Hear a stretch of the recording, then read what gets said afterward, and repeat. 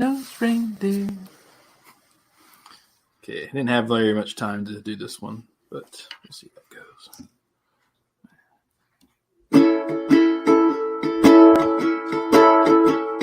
You say you want a Ramblecast, well, you know. Well, Matt, just hit record. You tell Jack that you love the Ramblecast, well, you know. We promise you won't get bored. But when we interrupt Chris, don't you know that you can count me out in? 'Cause you know it's gonna be alright. You know it's gonna be alright. You know it's gonna be alright.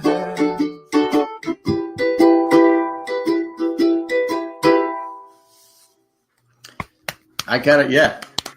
Yeah. So I gotta tell you, that's his best one yet. I wasn't gonna steal Jack's line. It wasn't my best one. I forgot to mute the YouTube, but it was perfect. It was like 6 bars, and then it was like a repeating of it. That was awesome. That was one of your best ones yet. That was excellent. I think I'm going to vote for it. Nice. Well, I mean, considering that you had a Beatles theme, I was like, okay, I'll pick a Beatles tune. And we're also doing a Beatles thing. I was like, okay, I'll just pick it. It was a Beatles photo on the YouTube. Yeah. What was the whole Beatles thing about? I've seen a lot of Beatles stuff. Just because they're doing the voting, the bracket and Jay and Jack Facebook group. I mean, I know you're not on the Facebook group. I am, but that's why I'm asking. It just started. It started a couple weeks ago. So yeah, I can see where you'd mess it. Well, I've seen like a bracket, but I've also seen like Taylor Swift and shit. So I wasn't sure what these brackets were all about. Was like Taylor Swift ago. Was it? Yeah. In COVID time, it was 2 months ago, dude. It went Taylor Swift, The Office, and now the Beatles. Okay. The Bells. You're like, oh, is that why Matt had an Office themed name? Yep. Just didn't put 2 and 2 together. Here I am. Hey, I bought something new though. You want to see something cool? I've had it for a while, but I found it. That new math, it's kind of fuzzy. Is it a map of Disneyland? Oh, that's a cool butt plug. Uh-huh. It's round. The Goonies. I got my Goonies limited print framed up on the wall. Hey, you guys. 72 of 500, as it says down here in the bottom. Oh, wow. Nice. Yeah. So how did you get it? Okay, so is it you just have like a cardboard backing? Well, yeah, it's just a picture frame. Okay, that's the other one. Okay, because just a cardboard backing? No, I meant because like usually with those kind of no, I mean with the movie posters like that, because they're a very thin paper, if you get them professionally framed, they used to often bubble. And that's why I was asking. So well, you got to get it dry mounted. Yeah, but then dry mounting a poster though, or dry hunted. Dry mount. So what you have to do is that you get it linen backed, and then you dry mount the linen. Sure, that way you can steam it off. You know you're talking to a professional framer here. I'm just saying. Yeah, 9 years. I framed a couple people in my life. They're doing Life Now and Sing Sing. That's a different kind of framing. Well, not a lot of people though will spend the money to get stuff linen backed because it's it's kind of pricey. So, sure, or I have 2 done that way. There is also a speed mounting foam board that's easily reversible. And if you're gonna mount something though, or dry mount anything, should at least go with something that's acid free. So I like the speed mount myself. Exactly. I knew Jack went to the dark side there. Well, you got to do what you got to do. Mm-hmm. Yeah. So yeah, I got my artwork. So it's actually shaping up pretty nice over there at the corner of the room. Yeah, it doesn't. Can I tell you something though? It doesn't match the other. It's not as big as the it other doesn't. one. Not the same size. The tops line up. Yeah, it bugs me though. I think it's off by like an inch. Yeah, it bothers me. I'm always off to the right a little bit by an inch, or so. Okay. Hey, so JP said that he worked with a girl who swore the pirate was Three-Eyed Willie. I asked her what the hell his patch would look like then. Well, the girl you work with is an idiot. Then JP proceeded to show her his one-eyed Willie, and then he got fired. So, because it had a patch on it. Yeah, Greg, this is my Princess Leia cup. It's seen better days, but yes, that is. If you join us for any of the live shows, sometimes I will drink out of my Star Wars cups. I've got I think the Han Solo one. I don't know where that one's at. I got a Luke one, a Vader, Obi-Wan. They're from the different movies. There's a Stormtrooper one. So yeah, nice. There you go. So speaking of Carrie Fisher, she is actually in a new part of a new documentary on Netflix. Really? You guys hear about that? No. It's called Have a Good Trip. Delves into the world of psychedelic drugs. Well, she would be a witness to that. But it's actually incredible. So if you look at Sorry, my phone. Is that a real fucking phone? No, it's just the iPhone. It's an unknown too, so I should at least talk to the unknown. This is our producer, people. Look. If I don't have the ringer on, then I miss certain notifications for my business. So, I try and pull up the entire cast or people who are in this movie. But I actually watched the trailer for it. It looks actually really entertaining. So it's Have a Good Trip, Adventures in Psychedelics. I'm curious because, most of the psychedelic era was, like 66 through, I don't know, early 70s. And she was only a teenager, even when Star Wars came out. So I'm curious, because she was always known more for cocaine than psych. Yeah, I guess we'll have to. I wish I was known for something like that. God. We'll have to watch it. They're forever. That's true. I'm just saying, when I think of illegal drugs with Carrie Fisher, I don't think, she's over there doing acid. I think of her, doing a little, So the cast of this movie is interesting because of the amount of people who have actually left us, right? So we have Matt Besser, Louis Black, Anthony Bourdain. When did Louis Black die? Well, he didn't die. He's still around. Anthony Bourdain, Deepak Chopra, Rob Kadri, David Cross, Donovan. I don't know who Donovan is. Maya Erskine. The three of us are about to smack you there for that one. I'm sorry, we just lost Chris because he's just so fucking dumb. Who the fuck is Donovan? They call it Mellow Yellow. That's right. That's right. And then, whatever. Maya Erskine, Shepard Fairey, Carrie Fisher, Will Forte, tons and tons of people. Bill Kreutzmann from Grateful Dead, Nick Kroll, a ton of people. Sarah Silverman, Adam Scott, Ben Stiller, Sting. It's a huge. Nick Offerman is the host of it. It looks like it's going to be a really interesting documentary because there's actually been quite a bit of news out there recently about microdosing psilocybin. That's actually a new medical field where they're trying to find medical use cases for microdosing of psilocybin, which is the active psychotropic ingredient in mushrooms. So it's interesting. There's a lot of stuff happening right now with that in that medical field side of it. But to see this and see some people who have since passed since this documentary was filmed should be interesting. Should be a fun watch. All right. Well, thank you for that. I was just trying to tell you who Donovan was, Yeah,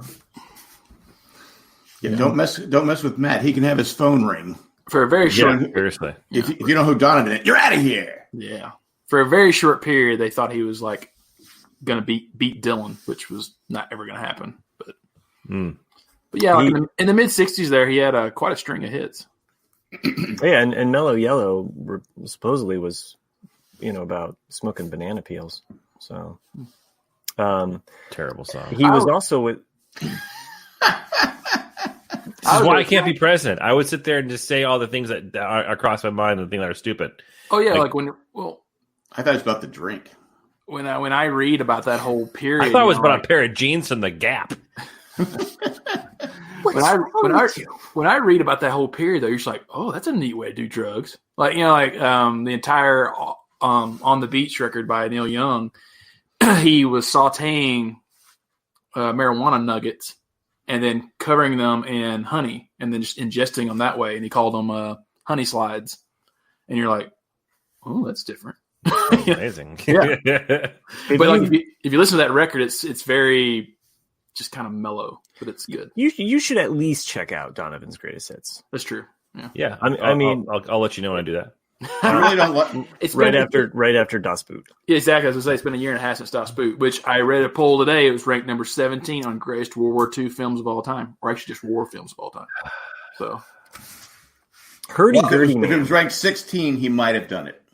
Juniper, whatever. We've been mentioning some in the chat here, but Hurdy-gurdy man, Season of the Witch, Colors, Catch the Wind is all really good Donovan songs.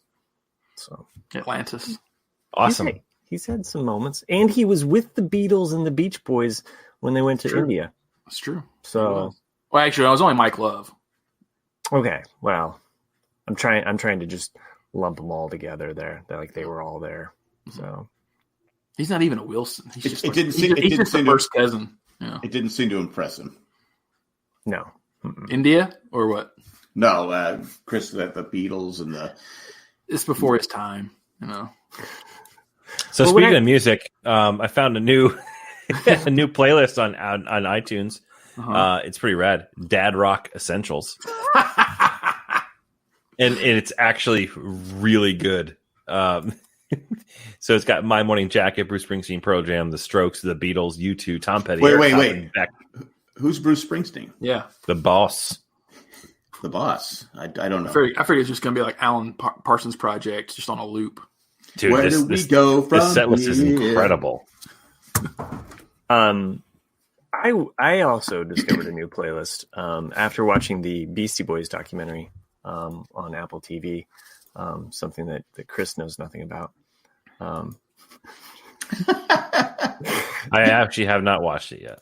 No, I'm joking about Apple TV with you because you're an Apple employee. Well, but anyway, I thought you meant he didn't know who the Beastie Boys were. I don't know. I do question, what he does know, but Oh, shut the fuck up. All right. So anyway, after watching that though, I checked out Mike D's playlist. Ad Rock is in that movie too, by the way. Sorry. Relevant, but carry on.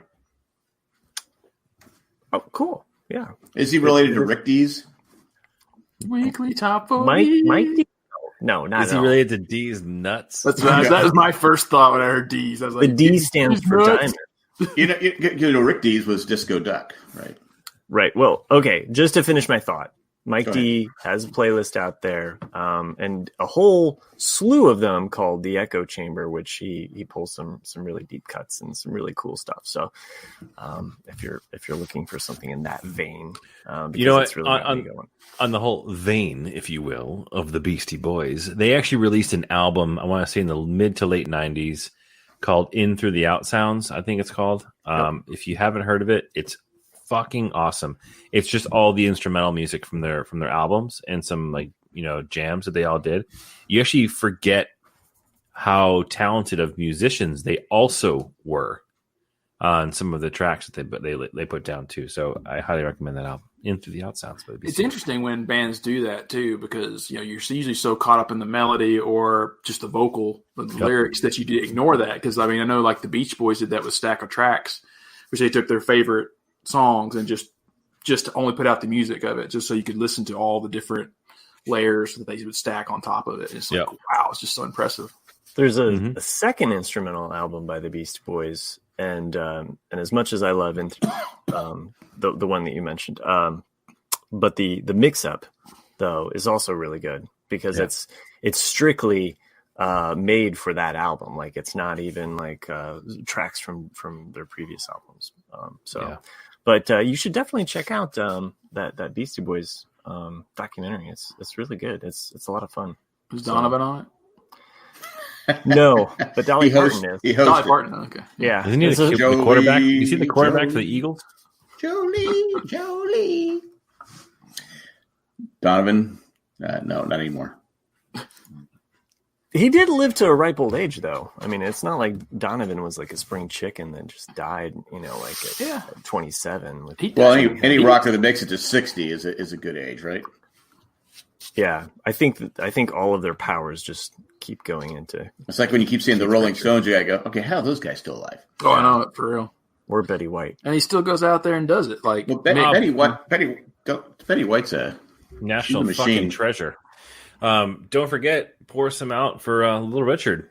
Yeah, Little Richard passed away yesterday, which is sad news. Who was great in Mystery Alaska. He was. He asked him to do a favor. He sang it really well.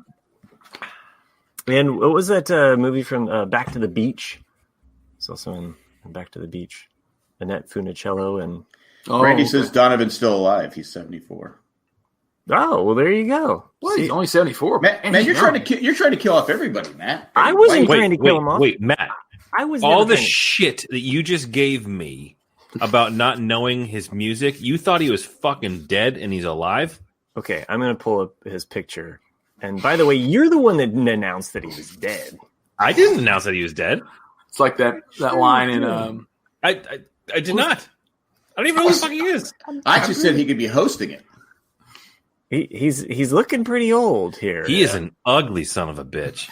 Oh, back in his day, he was cute when he was, now, I mean, this is not a good picture. I mean, name one artist. I like how there's that Ray generation Donovan. that looks good now. When did he play basketball? It goes from Donovan, the musician. Wow, he's and then all of a he's sudden, got a rough look, huh? Donovan Mitchell, and then it goes to Ray Donovan. I mean, we'll do that. Name one artist, Chris, from the 60s that still looks good today without plastic surgery. Keith Richards. He didn't even look good. To be fair, he doesn't look any different. Yeah. Bob Weir.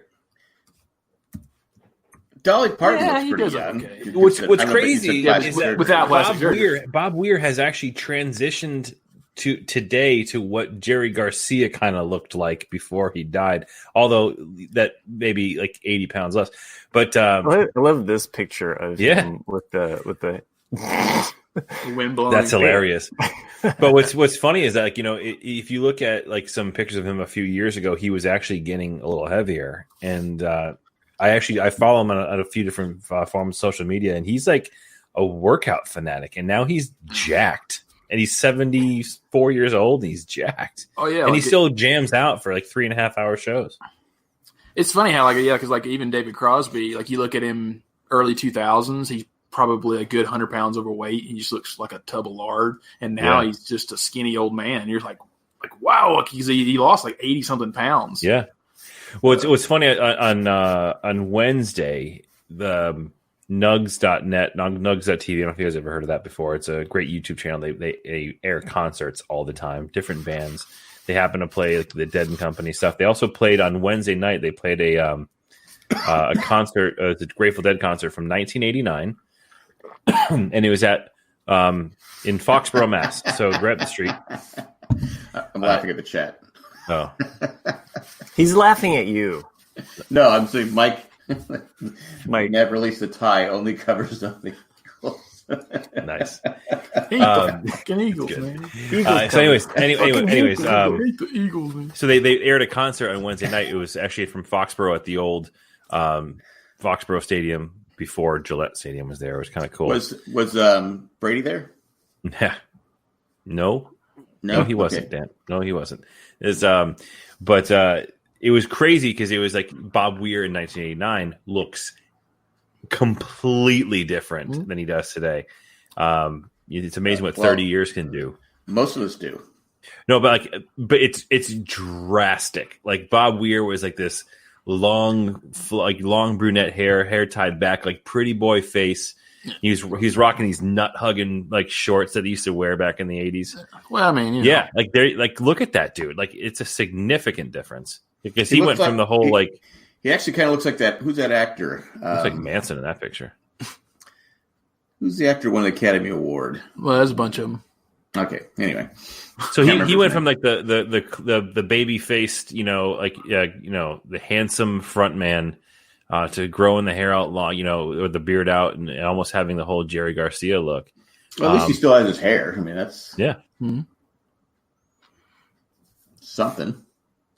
Randy says Jared Leto. Jared Leto. That's what I was thinking. Oh, he looks like Jared Leto. I thought she was throwing up an idea of someone who's maintained themselves from the 60s. I mean, even Phil looks good too. Phil Lesh, like even looking at dead people. I mean, Grateful Dead, not dead people, but like right. Even Phil. I got you. I love my dead people. They look good. But so we've been.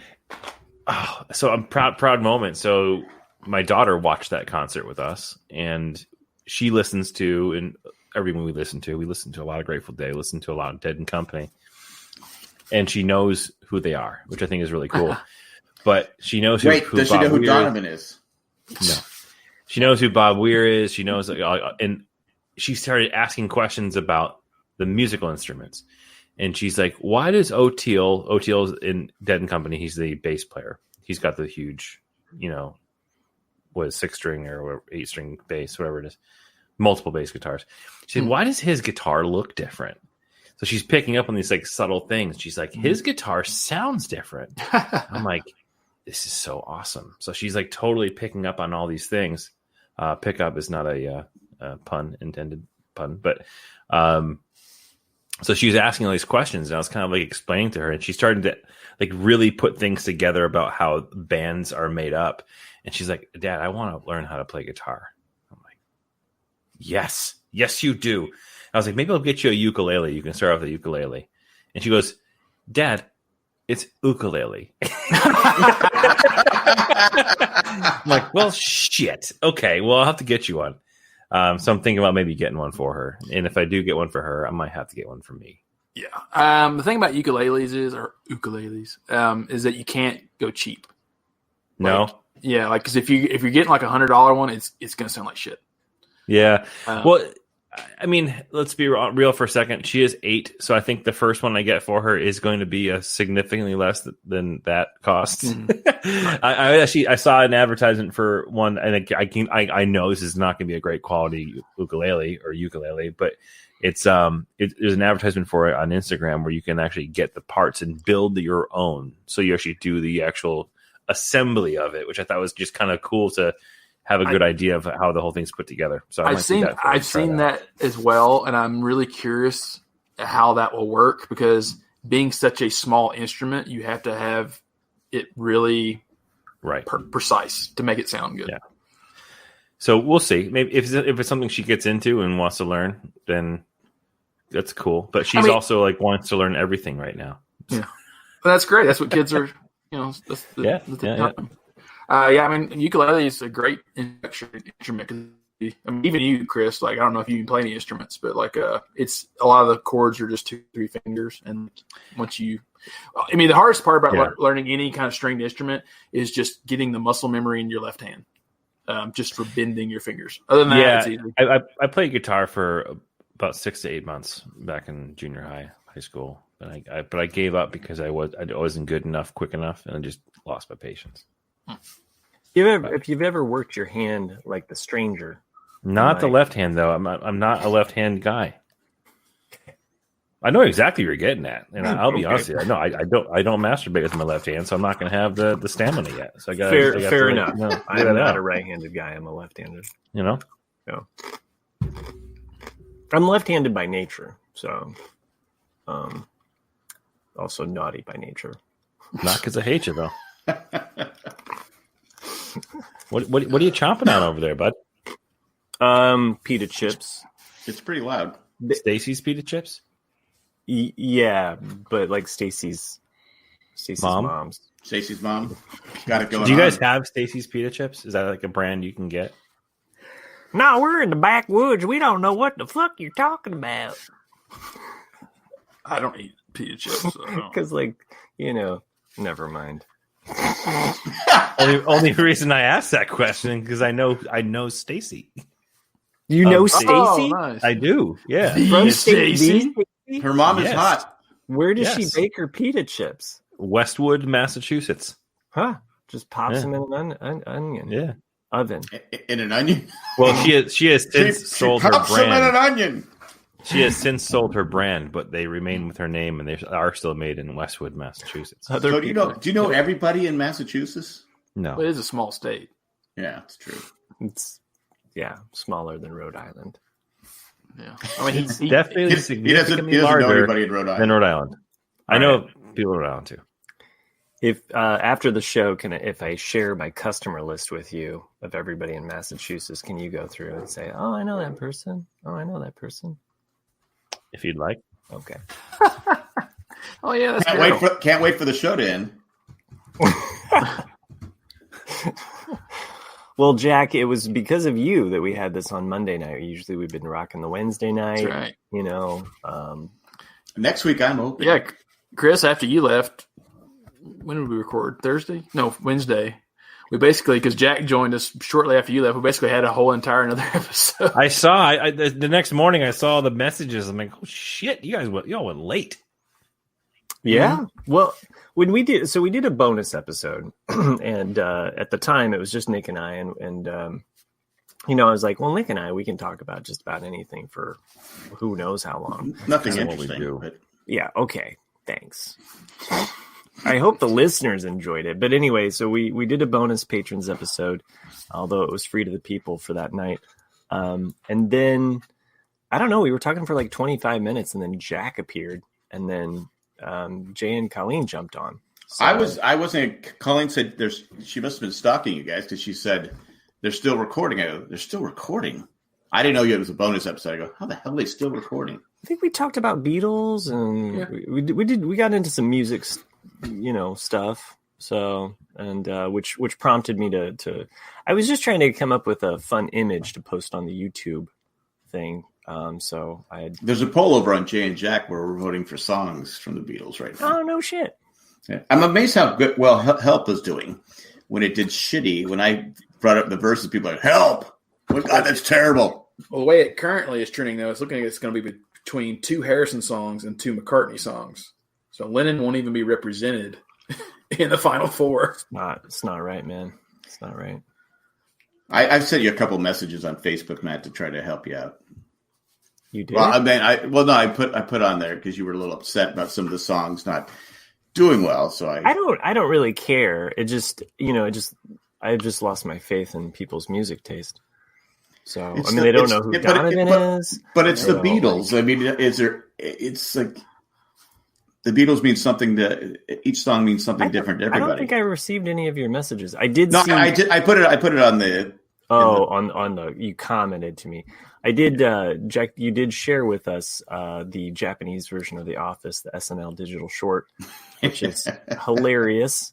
And I was watching it. I was like, oh, I remember this. I remember when this aired live. I forgot about it. Then I saw it, and I was like, oh, because all this I've been doing Office bloopers and all this Office stuff, and I said, oh, that's hilarious. Yeah, good stuff. So, I was just my wife is kind of now rewatching The Office, so I just kind of casually jump into different episodes. And she was watching Phyllis's wedding, which there's this hilarious moment. It's probably one of my. There's a lot of really great Pam and Dwight moments because they kind of have their own little friendship. But maybe one of my favorites is when Pam's crying and Dwight comes to console her. Right. It's really funny because at different moments you're thinking, oh, he's being sweet. No, he's not. It lasts for so long, and it just at every moment it cracks my shit up. Well, he was being sweet for Dwight. He was, and it's just it's endearing, but it's funny at the same time. But it also has really one of the cool off. It has one of the most uncomfortable Michael Scott scenes where he's toasting Phyllis. Oh yeah, and doing the jokes. It's like, God, please stop. Please stop. When Phyllis was in high school, they used to call her. So yeah, it's good. Because Bob Vance Refrigeration didn't like it. Yeah. No, it's uncomfortable. It's a funny episode though. So yeah. it's got a lot of different moments to it. So Anyway, that's our office talk. So I think it's Sorry. oh, apparently there's a private chat. So I didn't even see it. are you kidding me? You're gonna shit on Hurdy Gurdy, man. That is an amazing song. You know, George Harrison wrote a lyric for that song. I'm so glad he's muted because he has nothing to say. Yeah. Sure. So that is a private chat for a reason, bud. I guess Matt wants us to start posting everything. How are you going to listen to a song for the first time while we're on a podcast? Come on, Russ. a lot of sometimes some of those 60 songs are That was a big insult. It was probably the worst insult I've ever given you, Chris. Yeah. Miami Mike is even going, oh my God, Matt went there. It's like I like Atlantis a lot by Donovan, but like for the first minute and a half, it's just torture because it's just him kind of narrating like all the gods came down from the blah blah blah, and then all of a sudden, then when the beat finally hits, you're like, yeah, that's pretty cool. But I will give it a listen. But I yeah, love all types of music. I'll be honest with you here for a second. I just didn't happen to know of Donovan. I probably know him. Yeah, I probably know the songs. I just never associated with who it was. If I'm going to recommend songs that you might like, I mean, definitely, Catch the Wind. I like Season of the Witch a lot. Season of the Witch. And Jennifer Juniper. Yeah, that's pretty good. I was never a big fan of the Jennifer Juniper, but Catch the Wind though is like it's so good. It has a special place. So I will give it a whirl. Just like as Miami Mike said, a special place, like uncomfortable in the back of Volkswagen. Mall rats. Oh yeah, Will Fry brings up a good point. Like I never watched anniversary. The IT Crowd, which is another British show. Oh yeah, it's been recommended to me many times. I just never gotten around to watch it. Have you tried turning it off and on again? That's a great show. Are you having a laugh? It's every IT professional's like favorite show. Because it's so true to life. And what's his name? Chris, Irish actor, Chris, shit. There's not many. Chris O'Brien. Is that what his name is? Chris Shit is an awful name to have. He's just throwing out an Irish name. Chris Shit O'Brien. Chris Shit O'Brien. Chris Shamrock. That's going to drive me nuts now. Chris Pint. I brought it up last week. Did anybody get around to watching Michael Jordan Bulls thing yet? I don't have the. You don't have ESPN? No. I did watch a show that's on Disney Plus. I was working and it was one of those shows I just threw on, and I had seen some other people really like it. It's called Prop Culture. What is it called? Prop culture. Music. Yeah, no, Prop Culture. Talk about prop music. Talk about. No, Prop Culture. And it follows this guy who goes around and and kind of discovers different props from famous movies. Yeah. Unfortunately, they're all Disney movies, so some of the ones that he picks, I'm kind of like, well, I'd really love for you to do Goonies. That would be awesome. It wasn't. Maybe he can't. Was it you that brought this up, or was it an article I read? It had to be the same thing. It's talking about the Pirates of the Caribbean. Oh, I hadn't watched that one yet, but I saw that it was on there. Yeah. Okay, because that's something that's the only thing I know about the show is that he was on the ride or something like that, and was looking at like when you first come into the boat to the cave when you first start it, and there's a big treasure chest like right there. But he said it was way too detailed to be a prop. I mean, as in like a ride prop. Huh. And it's actually the same one from the movie. Oh. Wow. Okay. I haven't watched that episode yet. I watched the Tron, which was really fun. But the one that got me, because I'd seen that it was out, and I was kind of like, I don't know if this is my thing. The Muppet movie. The Muppet movie was the one that I was like, oh, I'm gonna watch this. Take Manhattan. No, just the Muppet movie, the original Muppet movie. I'm a Muppet fan. I love everything about the Muppet. Jim Henson is just an amazing. Gonzo's your favorite character? They do have Gonzo on there. But no, Gonzo's not my favorite. Oh, this is not Elmo. I've always been a big Kermit fan. So sorry, hate to go with the main guy, but I've just always loved that show. Fozzie. A lot of fond memories of watching that with my family when I was a kid. Fozzie and Animal. Fozzie and Animal, that was your favorites? Those are my favorite. I liked Animal a lot when I was a kid, for sure. Like I remember a few years ago, like someone was trying to do one of those Facebook things, like name one band that truly influenced your life, and that's what I wrote. It was like, Electric Mayhem. Electric Mayhem. Electric Mayhem. That's awesome. What about Jack and Chris? Favorite Muppets? Just off the top of your brain. You got nothing. You hate the Muppets. Okay, I see. He just said Elmo a while ago. I hate Elmo. There's two generations. That's not even the Muppets. There's two generations of Muppets. Are they puppets? Yeah. So I would say Kermit the Frog. I mean, that's the E.T. pick for me, right? So Kermit the Frog is my favorite Muppet. However, in later Muppet years, I did grow a liking to. I don't even know his name. Was it? Shit. He was the prawn, like the shrimp. Yeah. No, I know who you're talking about. I am not a shrimp. I am a king prawn.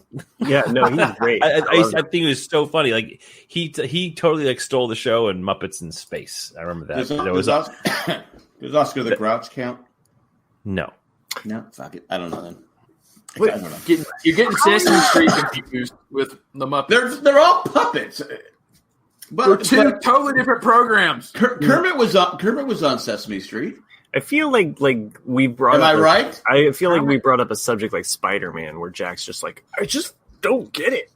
So it's Pepe the King Prawn. Yes, that's his name. Mm-hmm. Am I wrong that Kermit was not on Sesame Street? Yes, Kermit was on Sesame Street. All right, so fuck off, man. What the fuck, man? You don't have a favorite Muppet from the Muppet Show, like the crew. I like the two old guys in the theater. Statler and Waldorf. Yeah, I'll go with that. Yeah, that's totally. He likes the Swedish Chef. Oh my God, the Swedish Chef! Fuck Kermit. It's the Swedish Chef. Crunchy Stars. He had his own fucking cereal. It was called Crunchy Stars. Are you shitting? It's definitely the Swedish Chef all the way. I was going to say Miss. I was going to say Miss Piggy. Pepe the King Prawn. You were going to say Miss Piggy? I was going to say Miss Piggy, but she was constantly sexually harassing Kermit, so I can't. But you like those tattoos, like, and then tosses him in the back seat. Yeah, I think this should be a versus. Am I wrong? It definitely should be a versus. She was constantly sexually harassing Kermit. All right, Kermit the Frog here. Yay! Hello, Kermit the Frog here. The lovers, dreamers, and me. So good. Thank you. All right, I'm going to pull up a dice roll here. And we're really doing this? Oh, we're just jumping into it. Let's fucking go. We pretty much already named them anyway. I know. We just did them all. Sure. I just said which one my favorite was. Jack doesn't have a pick. He's just going to say Miss Piggy. No, if I get first, I'm telling you right now, I'm picking Kermit. So fuck off, all of you. That's fine. You can have Kermit. Pick the J pick. Yeah. Yeah. Okay. I don't know any of these people, so I'm just going to pick Kermit. Let's go. I know, but I don't know the difference. Let's go. I'm Muppet Mayhem. I'm Muppet Mayhem versus. What about Sid? Why don't we go with Sid and Marty Krofft? I mean, I could go with some of those. No. Okay, hold on. You guys, you're probably too young for, HR Puff and stuff. Oh yeah. Okay. Oh yeah. Sigmund and the Sea Monster. Okay, here we go. I got a good. The Banana Bunch. I think they were part of Sid and Marty Krofft. All right. That's what was when I was a kid. All right. Who's going first here?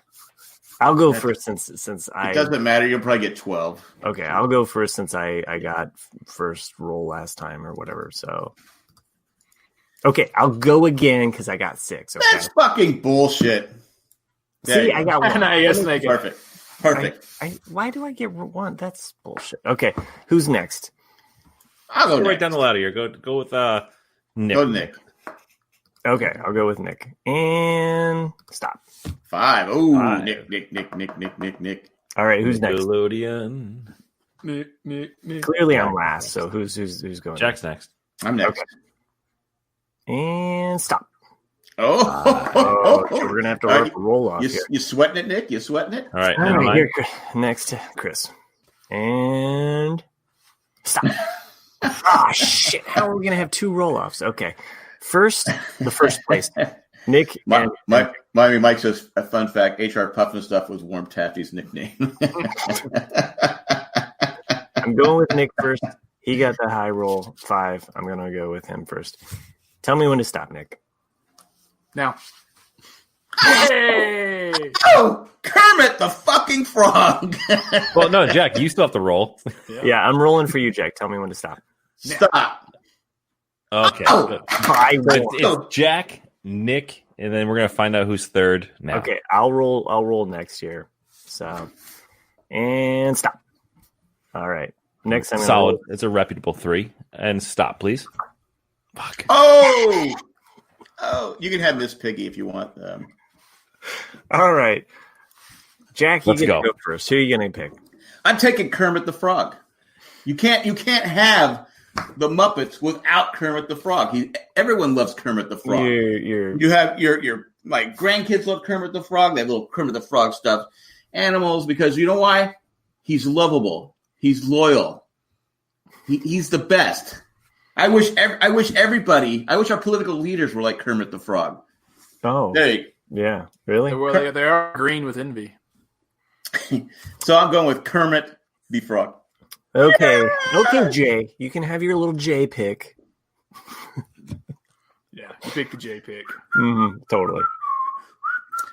All right. We Well, didn't even know who the Muppets were when we started this thing. yeah, I know Kermit the Frog. This thing, people should actually listen to this episode. And plus, I wouldn't vote for Kermit just because Jack picked it, not knowing who any of the Muppets are. And Kermit had no problem crossing party lines and going over to Sesame Street. There you go.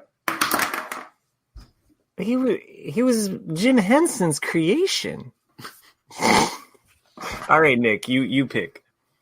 I already named the 2 that I liked a lot.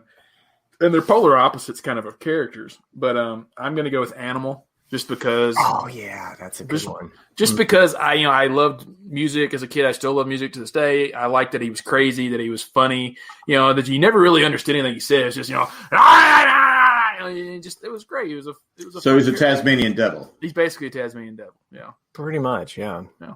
But I like Animal. Fun fact, when they were doing the Muppets, the Muppet Show, sometimes they didn't know how to end a sketch. So they basically had like 2 ways of ending a sketch. And forgive me, I've been drinking, so I don't really know what both of them are. But one of them was they would just... Well, this is a great story. Let him finish. One of the ways that they would end a sketch, they didn't know how to do it. Don't get your COVID on me, man. I'm sorry. I got the virus. They would just blow shit up. Yeah. That was like a classic, like, we don't know what to do. Okay, let's... So it's Michael Bay, right? Yeah, it was the Michael Bay of Muppet moves. All right, this is tough because there's a lot of great Muppets. I mean, Miss Piggy, very, very pro, just like she was in your face and she was kind of aggressive and sometimes I didn't like her. Yeah. I identified more with Fozzie Bear. That's what I'm saying. I like Fozzie. Yeah, no, Fozzie, and I always felt bad with him. I loved Gonzo as a kid as well. But I'm gonna take a page from Jack. Don't give me that. Jack. What? I didn't say anything. You're mocking me with your eyes. I can yeah, the Rizzo the Rat. I forgot about him. Oh yeah, Rizzo the Rat's good too. Oh man, Rizzo's so good. Okay, no, don't distract me. I don't like it when Jack bends down. You never know where he's going. Oh yeah, I might have to start texting your wife here. I'm going with Statler and Waldorf. That's 2 characters. You only have to pick one. You get one. No, you get one. They're always No. Choose one. It's like saying Bert and Ernie. You only get one. You only get one. I can't choose. They're Lennon and McCartney. They're together. They wrote the songs together until they broke up. One. Yeah, you guys are assholes. I can't pick one. All right, because one of them just died. What? No, they didn't die. One of them did. Yeah, one did. One died. All right, fuck it. I'm not even going to go with them. I'm going to go back to my other, which is Fozzie the Bear. Fucking lovable, comedic genius. Is it Fozzie the Bear? Like, because Yogi, not Yogi. That's not even you said earlier when we first started this conversation. What, me? Yeah. Because Smokey is not Smokey the Bear; it's Smokey Bear. What so is it mean? Fozzie Bear? I liked Fozzie. Yeah, I'm saying, but is it Fozzie the Bear or Fozzie? It's really hard, but okay. In the Fozzie Muppet Bear. movie, who does Kermit first meet? Fozzie. Yeah. So you gonna pick one or I did. He picked Fozzie. He picked Yeah, Fozzie. go ahead, Chris. Cool. All right.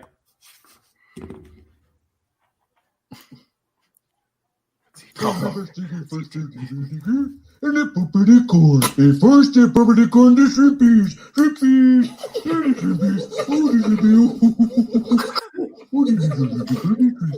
The one and only Swedish Chef is my pick for the best Muppet.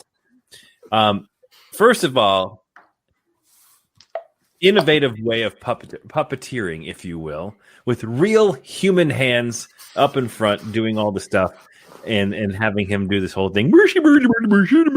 He was the best. He was like the Julia Child of the puppet world. He always tried to cook that damn chicken. He was the star of the show for the Christmas special.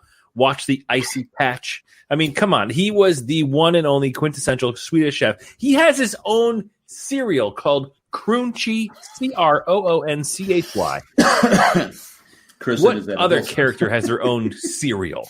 The Swedish Chef is the best Muppet out there. Captain Crunch. Captain Crunch isn't a Muppet, James. Captain Crunch isn't a Muppet. It was He's not just a even general captain. General He's question. not even a captain. He's a captain. He's not even. He's not a captain. He's a commander because he's only got 3 stripes on his arm. Yeah, Can't all get right. that right.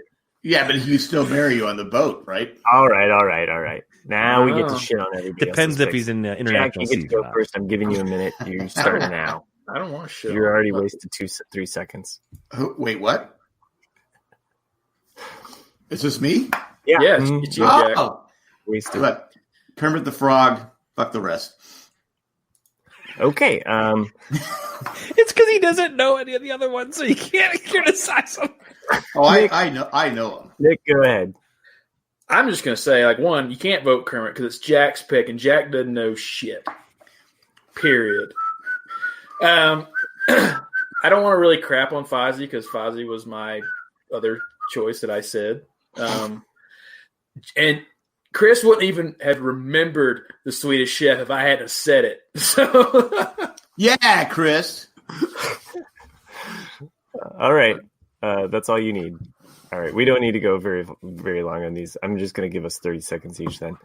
All right. Look, Jack is, basically what Nick said. Fuck Are you going to Jack. shit on Kermit the Frog? Hey, this is my time. I'm going to add 10 seconds. You know what? You I just don't went want with the easy. I don't want to live in a world where we shit on Kermit. Okay, so and then it's really hard for me to. Oh, he's leaving. Oh man, I'm really worried now. Look, No. I'm not gonna crap on Nick's pick because it's brilliant.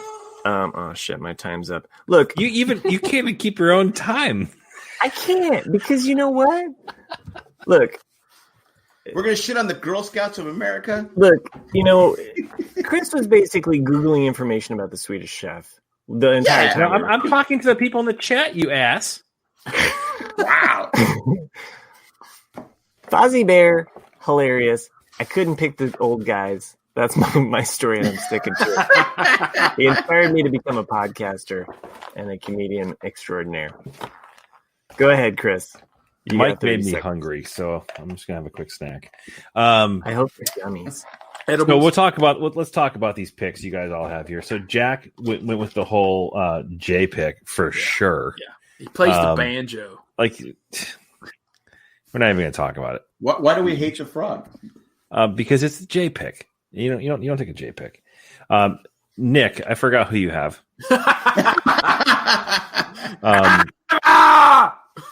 Animal. Oh, Animal. Animal's pretty rad. But No Kermit. yeah, I got nothing against Animal. Animal's pretty cool. However, it just causes mayhem everywhere he goes. But that's the name of the band, Electric Mayhem. I guess that's what he's supposed to do. Exactly. But does he really contribute to the overall story arc? No. I don't know. No. Bullshit. He ends Fozzie every Bear? episode. Fozzie's the character everybody feels bad for, but really just still doesn't like because he's just annoying as shit. What you're saying So is that he's he's Eeyore? Yeah, the producer of this podcast? Yeah, he's like not even a real character. He's a ripoff of another character.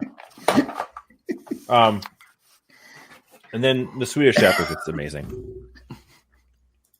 Wow, that was some that was really some beautiful. Intense, that's probably actually Chris's weakest ever. Well, you know, it's funny that we got to this whole thing because I was just talking about some show on Disney, and we haven't even like had a moment for a commercial break, which seems ridiculous at this point because we're almost an hour into this show. Mm-hmm. So right now we'll just have that commercial break right now. Hard right. Go Kermit. I fucking love Kermit. I mean, it's really hard for me to like shit on Kermit. Kermit's like, great. Like, there's like Kermit. I like all of them. I'm not gonna lie to you. Like Fozzie Bear's adorable. Kermit the Frog, Bugs Bunny, Hawkeye from MASH. You know, these were like you playing Super Smash Brothers or what, no? what are you doing? This is what influenced my childhood. Yeah, it's funny. Like Bugs Bunny though was probably my least favorite of WB. What? Yeah. I think it's because I liked all the other ones better. You know, I just liked all the other characters. I like, I didn't like Sam. I didn't like Pepe Le Pew. Man, I love Pepe. It's like, oh my god, it's a cat, dumbass. It's a cat. Pepe Le Pew is not okay in today's society. He didn't take no for an answer. He is hanging out right now. He just wanted love. That's all. But it was a cat. And squeeze him and call him George. You know who's hanging out with Pepe Le Pew right now? Kevin Spacey. Yeah, I'm not a fan of. I seriously don't like. I don't like Pepe Le Pew. I never liked that character. But how do you not like Bugs Bunny? No, I didn't say I didn't like Bugs Bunny. He just was like, of all the characters in the WB, he was the one that I was like I liked, but he was not my favorite. Like I'd much rather have Daffy Duck or other ones. John in the chat says he absolutely hates Tweety Bird. Huh. Well, Tweety Bird's kind of a dick. Yeah, Tweety Bird's a little pissant, is what Tweety Bird is. He hides behind the old lady. Even in Who Framed Roger Rabbit, like he pulled up the detective's fingers and made him fall off the building. I was like, what a dick. Miami Mike says, "What's up, Nick?" Elmer's fun. I'm driving in my car. Rabbit. So we'll have to go into another one, another. Now, see, this is one that I know the people. I know. You know the people. I know the people. I know the people. I know that they're cartoons, but I also know you were friends with the animators back then. I like Roadrunner. Marv the Martian, Coyote. Nobody likes the Roadrunner. Everybody likes Wile E. Coyote. Wile E. Coyote was a dumbass. Roadrunner's a pain in the ass. No. His little smug look, his little meep, like you wanted him to get caught and eaten. It's just like Tweety. Like you root for Sylvester, even though you're not going to get it. It's the Sisyphus. No, because the Roadrunner wasn't bothering anyone. He was just looking for some fun. All right. Oh wait, what? Roadrunner. He's just looking for some fun? He was looking for some what? It had to go. I never heard the phrase looking for some fun. Like is he never slow him down. Are we giving him like Roadrunner never hurt anyone. He's just out there looking for some. He's just out there looking for fun. The theme song for Roadrunner. Strip Club? I've never heard that theme song. The Roadrunner? What the fuck? We're not doing it versus. I'm gonna say Foghorn Leghorn's gonna take the win for my. I figured Nick would go. I'll say it. I don't know. What does he say? I don't even know. He never gets to it. I'll say. No, because you got the Coyote. He had plenty of money for all this shit. Buy yourself some fucking food. Leave the Roadrunner alone. He knows all on credit. It's about the sport, the challenge. Yeah. Well, he should give it up. Oh, he painted a tunnel in the wall again. Damn it. He got me again. He was a real artist. Because he would paint something that was so trompe l'oeil that it would fool the eye. He knew how to do it in 3D dimensions. He did. Plus, there was only one Roadrunner extinction. We want to get rid of all the Roadrunners in the world. I would love to see, I would just love to be driving in the Southwest and see just a random tunnel painted. See them filming. I mean, there are like large rocks just randomly, but they're never like right by the. Well, yeah, somewhere by the road. But then you have the coyote slammed up against it, right? Yep, yeah, totally. Oh yes, you see an empty crate in the side of the road that says Acme on it. We didn't mention Daffy Duck. Daffy Duke. So. Daffy Duke. So Daffy Duck. That Daffy is a. I don't know if I like Daffy. Rabbit season. I don't know if I like him. I don't think you can say it anymore. What? All right, Daffy. I like Daffy. It just means crazy Jack. I know, but that's not politically correct. Is that right? It's perfectly fine.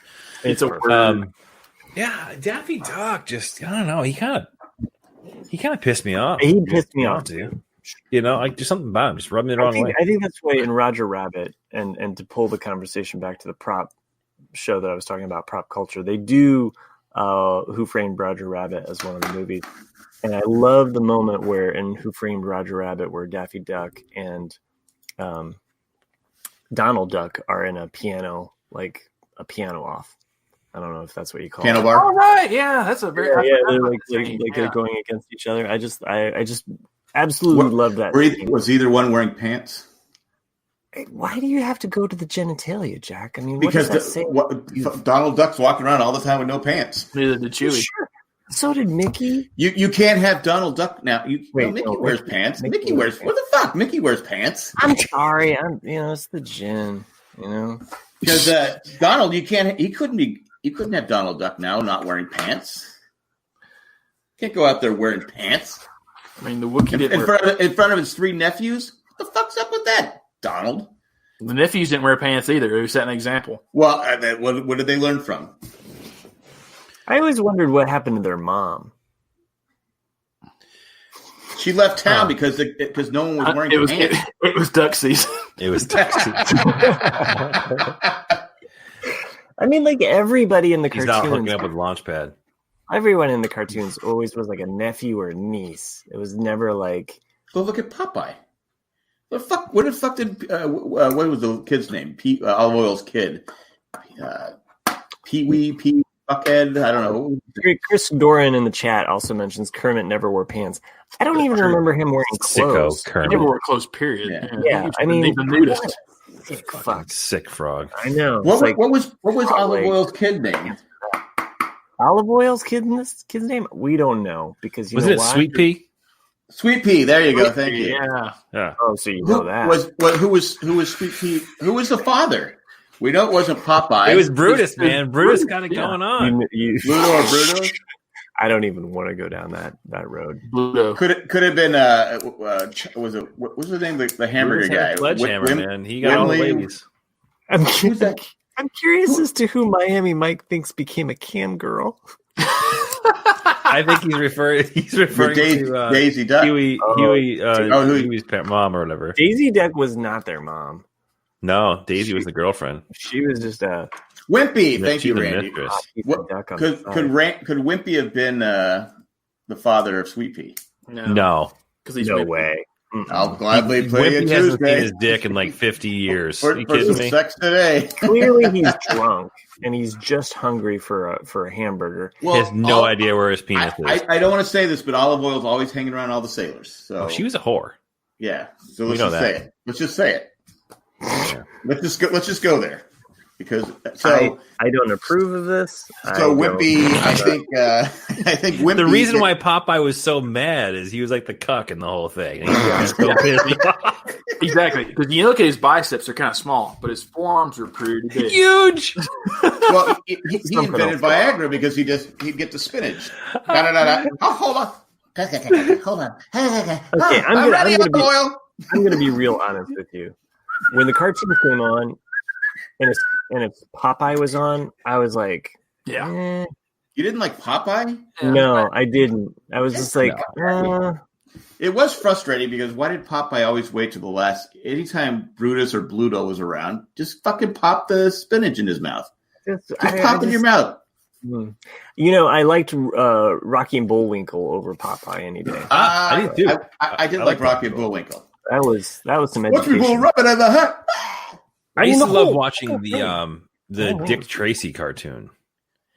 That they brought it back. They Because kind of of the movie, yeah. They brought it back because of Warren Beatty's movies. I remember they re-aired the originals, and I used to love watching Dick Tracy. That was the best. I like Peabody and Sherman. Peabody and Sherman, and Dudley Do-Right. Dudley Do-Right. And Underdog. Have no fear, Underdog is here. And what was the moral of Underdog? You got to pop some drugs to get superhuman strength. Yeah, right? Because he had his magic ring. Same thing with the Gummy Bears.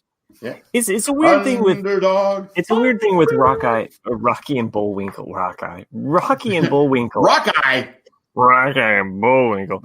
No, it's a weird thing with the show because it always left you feeling like, did I miss the episode before this? And oh, by the way, I want to see the episode that's next, but you never see them. You know, he's like, next time. You know, we had Tennessee Tuxedo. You guys didn't like Tennessee Tuxedo? I don't know what you're talking about. I remember that. I've never heard of it. With Chumley. Yep. I'm totally looking. Chumley was a walrus, and Tennessee Tuxedo was a penguin. Yep. I remember that. Okay. I never knew Tennessee Tuxedo will not fail. So John says Flintstones, and Chris says Animaniacs. So yeah, Flintstones. I love Flintstones. Oh yeah, you gotta go to the Flintstones. Yeah. Mm-hmm. I still my favorite scene from the Flintstones is they're in Arizona. They stop by this it's like a little tiny stream. They say it says Grand Canyon. They say, oh, it's nothing now, but it'll be something someday. And then the Jetsons. The Animaniacs. Well, I mean, the Jetsons were a spinoff of the Flintstones, were they not? Right. Yeah, I think so. There was So George Jetson. Chris is mentioning the Animaniacs. Did you guys ever watch Animaniacs? I'm still thinking. I know the name. Yeah, who didn't have a crush on? I'm sure Matt did. You had a crush on Judy Jetson, didn't you? She had white hair and she was rocking it. You know it. Ooh ee ooh ah bing bing bang bing bang bing bang ooh ee. Okay, so what did you think of the whole Flintstones Jetsons movie crossover? When Terrible. Terrible. Two separate worlds. Yeah, could not cross them over. It's like putting Gilligan's Island with like the Beverly Hillbillies. They should never meet. I did like Felix the Cat. Animaniacs, really quickly though. I don't want to go away from that because that was something that Chris and Janice were commenting on in the chat. Animaniacs is a great cartoon, and I remember they came out with a Nintendo game alongside the release of the cartoon, and it was awesome. But if you're any Animaniacs fans out there, you should do a quick YouTube search for a band called Rock Sugar. I think I may have played it for you guys before, or maybe it was I can't remember. Maybe the Medium Junkyard, I'm not sure. But Rock Sugar is a band that is what they do is they mash together popular rock songs, like Enter Sandman and Journey, like tons of stuff. But the reason why I bring up Rock Sugar is that the lead singer is Jesse. I can't think of his last name. Jesse Hartnett, I think is his name. He's actually the voice of Yakko from Animaniacs, and he's also the voice of a bunch of other cartoon characters as well. Randy brings up the Great Kazoo from the Flintstones, and that's a lot of people say that's when the Flintstones jumped the shark. Really? I don't feel like they jumped the shark. I'm telling you, that's what people said because it's okay. I don't want to walk over what Chris just said, just because Jack doesn't know who the fuck Animaniacs are.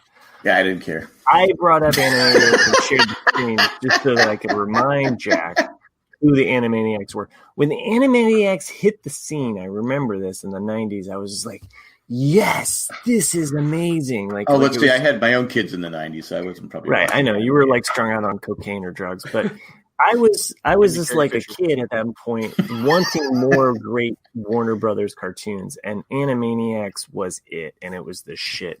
And they had some really funny stuff on there. So, what about George of the Jungle? George I think we're getting George of the Jungle, strongest he can be. Oh, watch out for that tree. Because John mentions Hong Kong Phooey, Grape Ape. I love Hong Kong Phooey. And Adam Ant. The Hanna-Barbera cartoons that I really enjoyed in the 80s was when they had the like Olympics, like basically like the big, what was it called? They had a big like contest. Yeah, I remember that. Like, it was a lot of fun. Like it brought in all of them. You had, John mentions Ottoman. It was he was saying, "Don't drink, don't smoke. What do you do?" Right? I can't. Don't drink, don't smoke. I think that was put him up. Snagglepuss. Snagglepuss, yeah. Yeah. Mm-hmm. So, and then I used to like Speedy Gonzalez. Now we're getting back to Warner Brothers. Warner Brothers was Speedy Gonzalez, and then we made the transition to all like the Laugh Asian Olympics. Sorry, Laugh Olympics. The Asian cartoons that used to come into play. So you look at obviously you look at Transformers, look at G.I. Joe, which was ironically Speed Racer cartoon. Right? Wasn't Speed Racer? But one of my favorites, and I know we've talked about this before on the show from like a toy perspective, Super Friends, but Mask. Yeah, no one knows Mask unless you're a certain age. That's it. Oh my god, I loved Mask. I mean, it was only on for a year. You just lost Jack. Jim Carrey, right? No, but it's like it's that whole late '80s period where you have like the one season of Thundercats, the one season of Mask. Like there's only a few, and like you had to be a kid. What the fuck is a camouflage? Mask had that song "Suicide is Painless," right? The theme song. Yeah.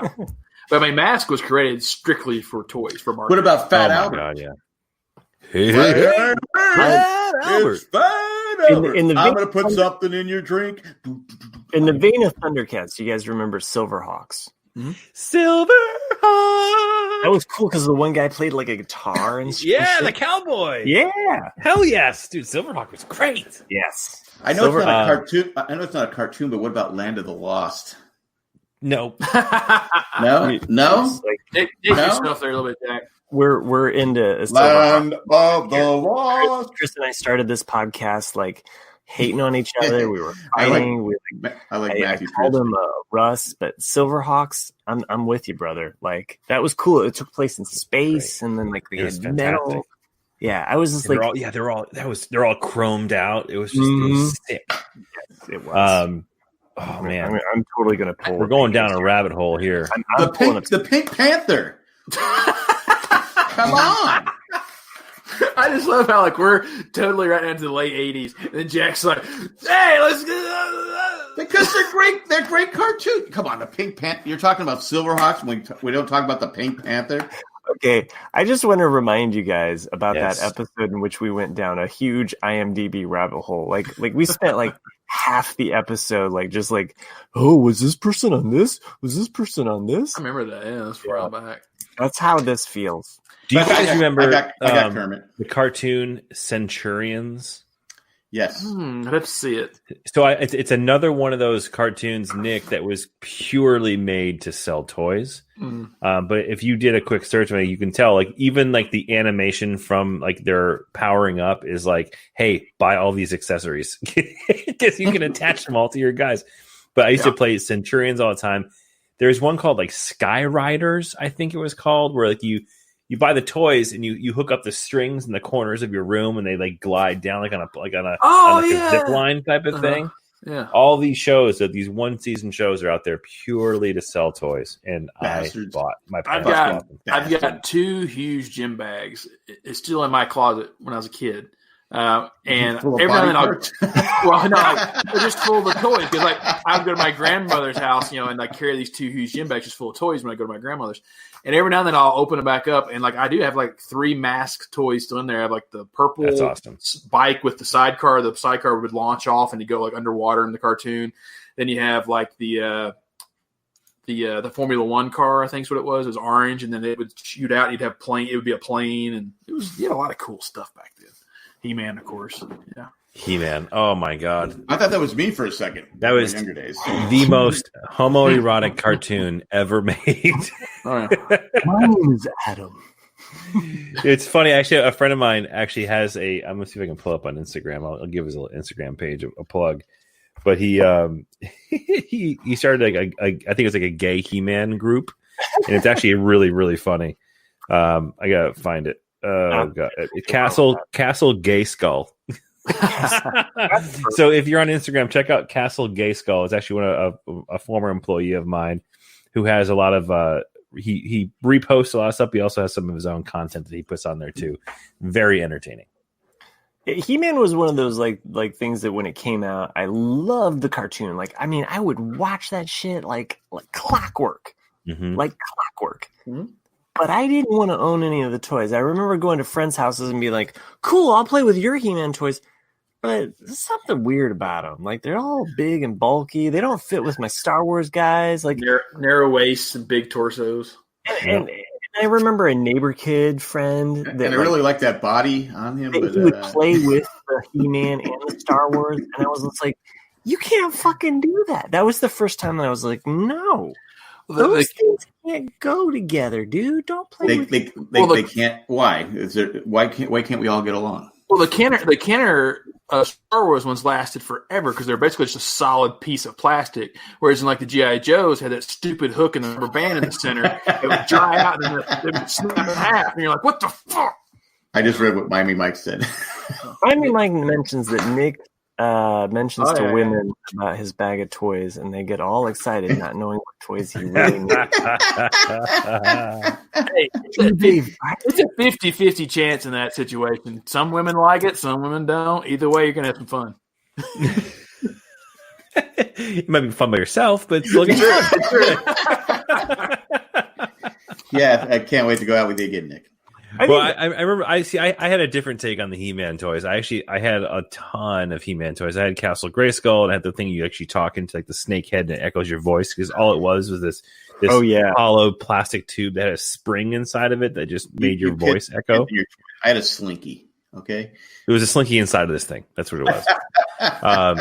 But I had all the characters, like Man at Arms was rad. I had this one version of Man at Arms that had like his chest. If you hit him like with a sword, like the thing would spin. Oh, you get progressively more damaged, which is actually really cool. Yeah, I had that one too. Yeah, so I thought the toys were really, really cool, and like except there's one that I got when they introduced the idea of green slime to the toy line. Yeah. So there's like this chamber you go and like Skeletor drops green slime on He-Man and you think it's this is really cool, blah blah blah, but drop green slime. And then there's green slime all up in that motherfucker and you cannot get it out of all the crevices of the I remember I knew they did that it was like a thing, like from like late 80s to early 90s. Oh yeah, everything green slime. I remember doing it for Ninja Turtles. I remember doing it for He-Man. Yeah. And I never opened mine because I had the little green bucket for Ninja Turtles. I never opened it. Is it still in your bag? I definitely remember for Ninja. I wonder if I was using my He-Man in the Ninja Turtles set. It's not green slime, dude. It was a green. It was a green. I forget which set it was for, but there was one for Ninja Turtles. It was a green bucket, and it had a little plastic cover on it. And I think you fucked up, Chris. No, there was. The slime hit custom for the Horde Zombie He-Man classic figure. It's a thing. Horde Zombie. Okay.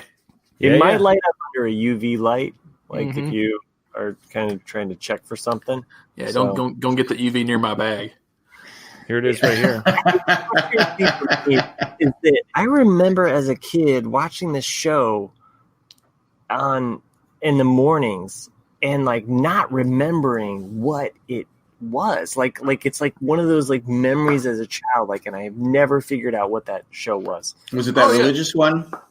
Yeah, the religious one. Oh, okay. You know they had that. What was the name of that show? It's Gem and the Holograms. There was the He-Man slime. She-Ra. Some of the old people helped me out in the chat. What was it? Rainbow Bright. What's My the Little name Pony? of that show? No, it wasn't. No. Gummy Cares. No. It was like Davy. Yeah, Davy. Davy Crockett. Oh, Davy and Goliath. Yeah, thank you, Randy. Turbo Team. No, Davy and Goliath. Oh wow! But I never saw that set. It's pretty cool, Chris. What about Gumby? It's Gumby, not Gum. I used to watch Gumby all the time, man. He once was a little green slab of clay. Gumby! And Pokey, what a dick. Anyway. Yeah, Pokey was always fucking shit up. So, yeah. And the blockheads. We haven't mentioned a show that Jay would have mentioned probably like 20 minutes ago. Ghostbusters animated. Exactly. Like clockwork. The Ghostbusters cartoon. was amazing. I have to admit, I loved watching that. Well, I'm always amazed that Jay likes our era of cartoons because, he's 4 or 5 years younger than me. And so when I go into his man cave and he's got all the toys that we had as kids, I'm like, you weren't even old enough to remember these toys, But he's an old soul. Yeah, but it's weird, like, because, the Transformers cartoons came out in 84. And so it's like, you weren't even alive in 84, Jay. Like, why do you have Transformer toys? Well, he wasn't alive when Ghostbusters came out. Not the original movie, but for the cartoon he was. No, but the movie he was. Yeah. Remember the shitty Ghostbusters cartoon? Yeah, there was a shitty one. But the thing is, though, that shitty version of the Ghostbusters, there was a previous version of Ghostbusters. And that's what it's based on. So technically, Ghostbusters. Casper the Friendly Ghost? No. Like, there was a Ghostbusters before the original Ghostbusters that we think of as being the Ghostbusters. Oh, okay. Like, there was another Ghostbusters. And a cartoon or a show? I think it was a show. Before the movie. Mm-hmm. Before the movie. It was a different Ghostbusters. And I'm going to look it up here and see if I can find it here to share with you so you can kind of see that, of course, all that I get is the actual other Ghostbusters, which is really frustrating. But maybe if I type in the other Ghostbusters, it'll come up. So, who are you going to call? Ghostbusters. Here we go. This gets close to it. So, it looks like Nick and me and Matt and Chris. Are you sure that's a... No. Here we go. So this is the filmation. Oh, I remember this. I remember this show. And that was based on another Ghostbusters. I remember that. I remember the car. Yeah. So, but anyway, that was the other Ghostbusters. So. Oh, I do remember that. Yeah. So, and apparently it was out like in the 70s or something like that. So that's why. Will says in the chat, he actually mentions, I think we've talked about this before on the show in the past, but the Toys That Made Us on Netflix is a great show. 2 seasons already, and they're making a 3rd. I agree with you wholeheartedly. The Toys That Made Us is an unbelievably cool like a documentary series. I guess you call them documentary series. Is it toys from my era, or is it Matt's, or is it just toys from I'm sure 70s? I'm sure they 80s. had some lead-based toys in there for you, Jay. Okay, yeah. Cool. All right. Yeah, they covered Star Trek. They have a rock. The pet rock was huge. I wish I would have invented the pet rock. They do G.I. Teach it how to roll over. That show is awesome, and thank you for Will for mentioning that, because we're really diving down that rabbit hole. And like the Barbie episode. Wait, Nick doesn't like Bugs Bunny. I liked it when he dressed up like Girl Bunny. So, opera. You mentioned the Barbie episode. The Barbie episode is actually very interesting. It is. It's really good to learn about the origins of Barbie and how like she basically like got her start as like a sex thing. Mm-hmm. Like a pinup girl almost. That's the origins of Barbie. Like, it was a sex doll that was brought over from Europe, if I remember correctly. Yeah. You got to watch that episode because it explains the origins better than what I could, especially because I'm a gin in and I don't want to mess this up for anybody out there. But yes, there was like some type of a doll that like basically in the 60s, I want to say that you could like buy if you wanted to get. I don't want to mess this up, but the origins of it though relate to, basically the oldest profession. So Barbie was a prostitute. Not Barbie, but she was a working girl, Jack. She was a working girl. Okay. So, but it goes through like some interesting, like, So she hung around Robert Kraft. It goes through all. No, she didn't work at a massage parlor, but it goes through all of the kind of like aspects of Barbie, like through the ages. And one interesting thing about Barbie, though, is that she's never had like posable or movable joints, and it's the one. Move.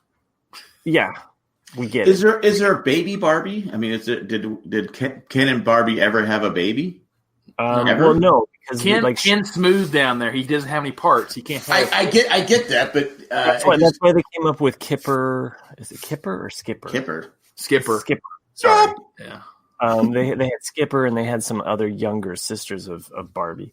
But there was no baby Barbie. There was no there was no baby Barbie. Barbie and Ken. What I was going to say, though, is that for my daughter, who was always frustrated by Barbie because her arms would never move, and she just wanted a posable Barbie. The only Barbie that my daughter has ever wanted and still plays with to this day, because she has movable arms. And the newer Barbies, like there's been some newer Barbies that have hit the market that are actually like, they're called like Action Barbie or something like that. Do they have the Kung Fu grip? No grips, Nick. So you're gonna have to wait. There goes Robert Kraft's dream.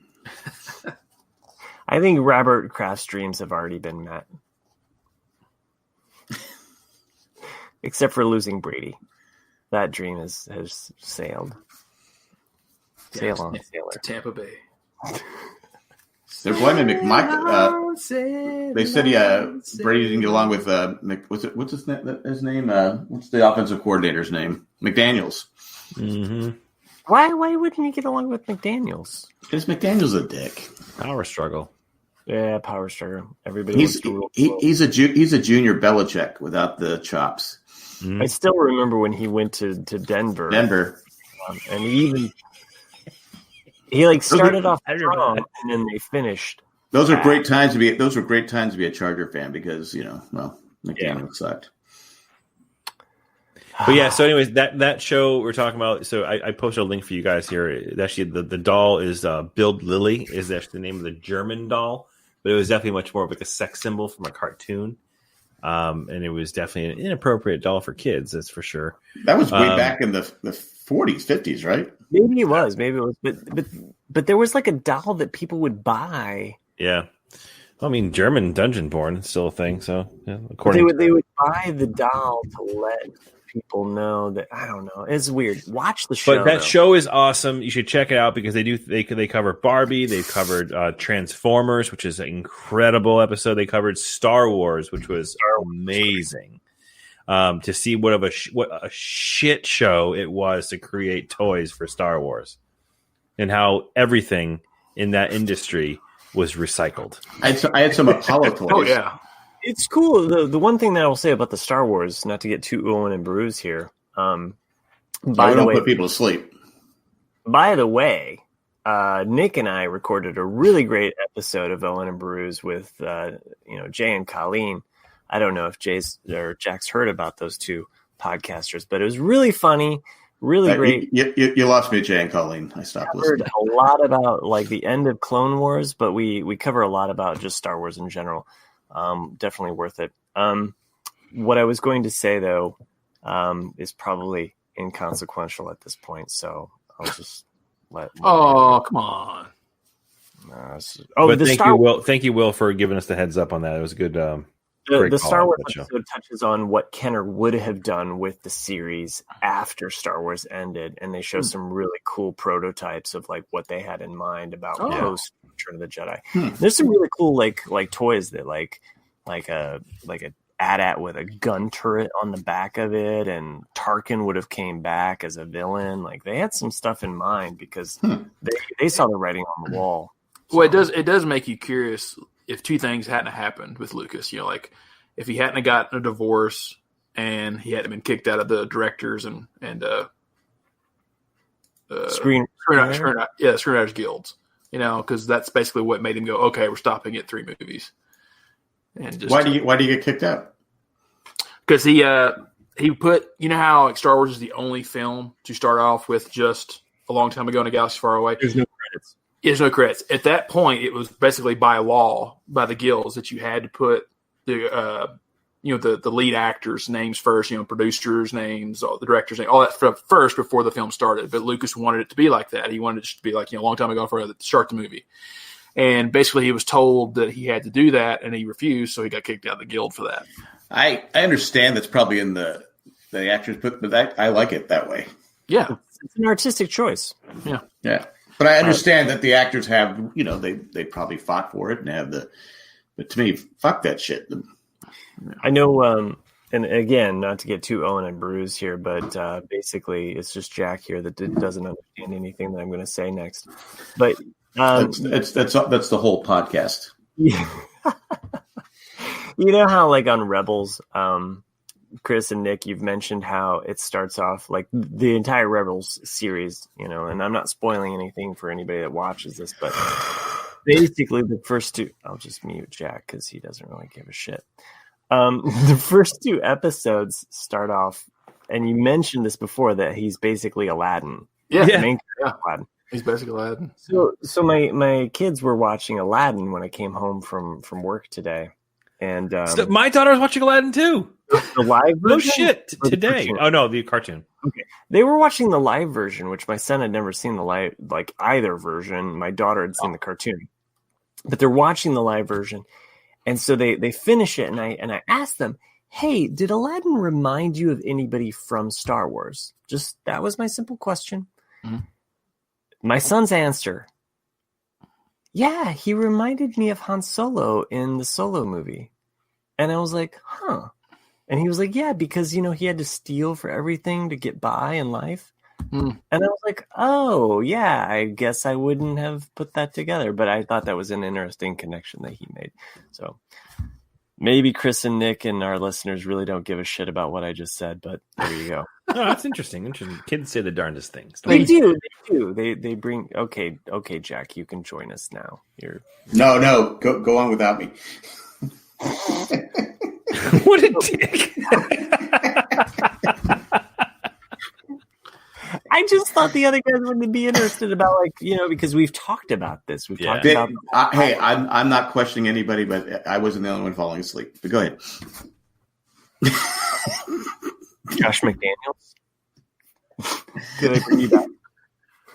No. Dean Spanos. Fuck Dean Spanos. Yeah, there he is. He's back. Okay, cool. We got him.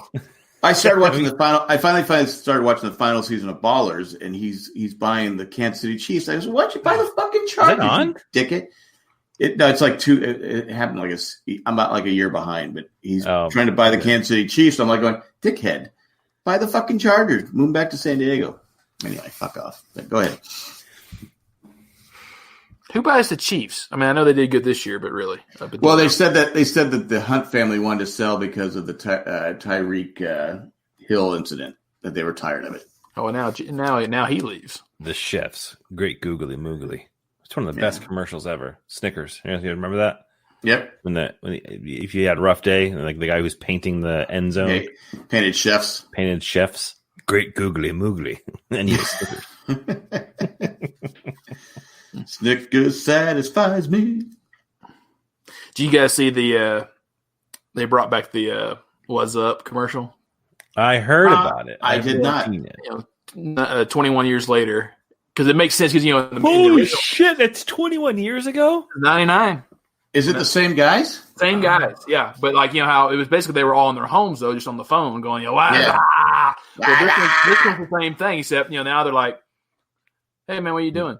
He's quarantined, just hanging out. What are you doing? He's like, nothing much. And then all of a sudden, somebody walks in the room, and he goes, "What's up?" And then the person in it meets and makes him think about it. And he goes, "Hey, what's up?" And then they all start doing it, and then they start calling everybody.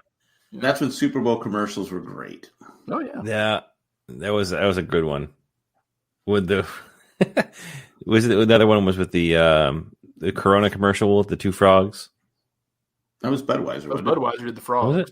Oh. Bud. Wow. Oh yeah, right. The palm trees. I'm thinking of the palm trees. And they did the lizards ones too. Yeah. Did Matt? What happened to Matt? He got pissed at Jack and just said, "I think we chased him."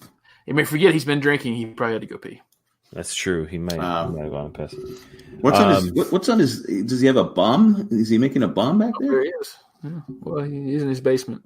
Yeah, that's true. No, he should have taken the bomb with him, so we could. He's back. Okay, he's back. Be very, very quiet. Very quiet. Bomb making season. the hell were you guys talking about? I'm in my basement making a bomb. Goes a big boom. Yeah. Kill the wabbit. Kill the wabbit. Fine, you guys make fun of me. That's fine. No, we're not making fun of you. If you look on your couch, there's a looks like a bomb that you're making. Just cat. So Esoteric Candy says in the chat, Budweiser nostalgia. People really have been quarantined for way too long. I like a good Bud Heavy every now and then. You won't get me to drink a Bud Light, but I would drink a Bud Heavy. I'm with you. Bud Heavy's all the way. I'm not a Bud man. No. Yeah. Well, I'll tell you one thing that's been good about. Area. The first thing. It looks like a bomb. Oh, he's got some kind of action figure there. So it's got yes. It's a weird. That's how you lure him in. Put the action figure in there, plug or something. I just watched the movie Richard Jewell, which he's the wrongfully accused of being the Atlantic bomber. And Chris Dorn, you can take your Bud Ice and shove it. That's fucking gross. I don't think I ever drank a Bud Ice. People in the South here love. Was it Bud Light? They love Bud Light. It's like a Southern beer. Well, it's because it's the only thing. It's the only thing you have. I mean, I remember. No, we used to buy beer for the hockey players or the playoffs, and I said, "Fuck this Bud Light shit." So I bought other beer. Well, where's the Bud Light? I go, really? The first beer I ever had in my life, aside from something made by Anheuser-Busch, Coors, or Miller, was Fat Tire, and that was like around 2000 or 2001. Oh, Fat Tire's great. Yeah, and that was like I was like, oh my god, there's other beer, Yeah, but you couldn't get stuff like that. They're like the Sam Adams of the West. Exactly. Yeah, and I remember in 2006 when Tennessee finally let Yuengling come down, which is from Pennsylvania. We only had access to those kind of beers. I mean, hell, the whole plot of Smokey and the Bandit is that you can't get Coors in the South, so all you ever had was Anheuser-Busch. Well, you're lucky. Well, New England's got a very interesting. New England's got a very interesting beer scene up here. Over the last 25 years or so, it's like the microbreweries have exploded. Oh yeah, and that's thanks in part to Sam Adams. Sam Adams was they really kind of opened up the whole market for a lot of people to grow their businesses. He's been dead for a while. I don't think we should be giving him credit, right? So the Sam Adams Brewery opened up a lot maybe his cousin John. It's getting to the point. You're right. The Sam Adams Brewery has opened up a lot of business for the small time brewers around here. And I was actually going to bring this up earlier. Like, there's a number of breweries. Like, you guys heard me talking about going to Portland, Maine. There's a ton of beer up in Portland, Maine. Massachusetts has, I think, up to like 2 or 3 dozen breweries now, which is amazing. There's actually a place in. Yes, Dr. Robert, it is with soda stream water. There's a brewery here in Norwood, Mass, called or Canton, Mass, called Trillium. Fantastic beer, but they don't sell it in stores. You can only buy it at the brewery.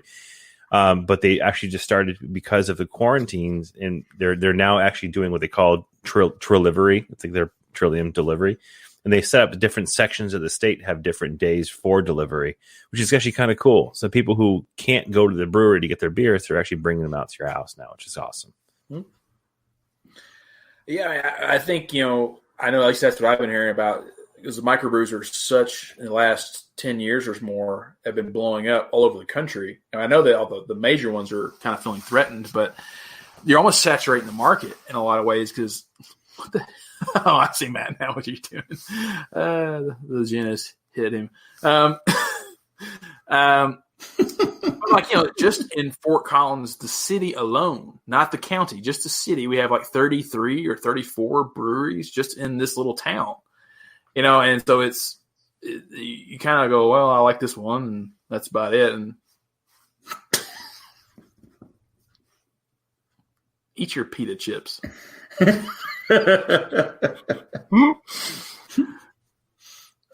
Did he just unmute himself for a ooh? Mute himself again? Ooh. Sounds like a fucking walrus busting a nut. Oh, I got my pita chips. The pita chip. I'm drinking. I drink gin and make bombs. So with butt plugs.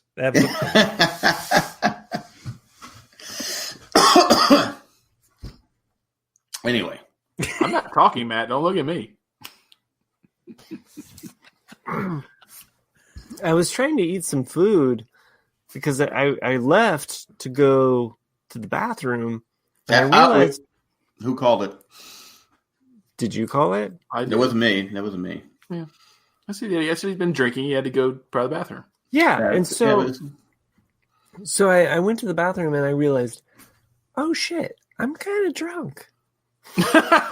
No, I shouldn't be podcasting. Like, well, people say that to you sober when you're sober. I know they do. They were like, why do you podcast? And I'm like, I don't know. They keep inviting me back because I pressed the button.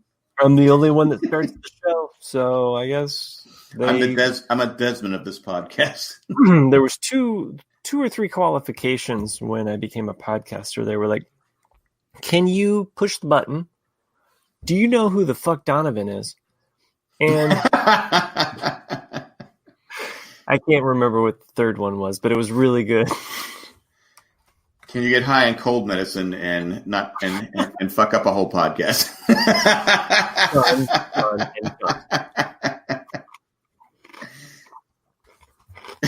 Like next time I'll take the whole computer with me.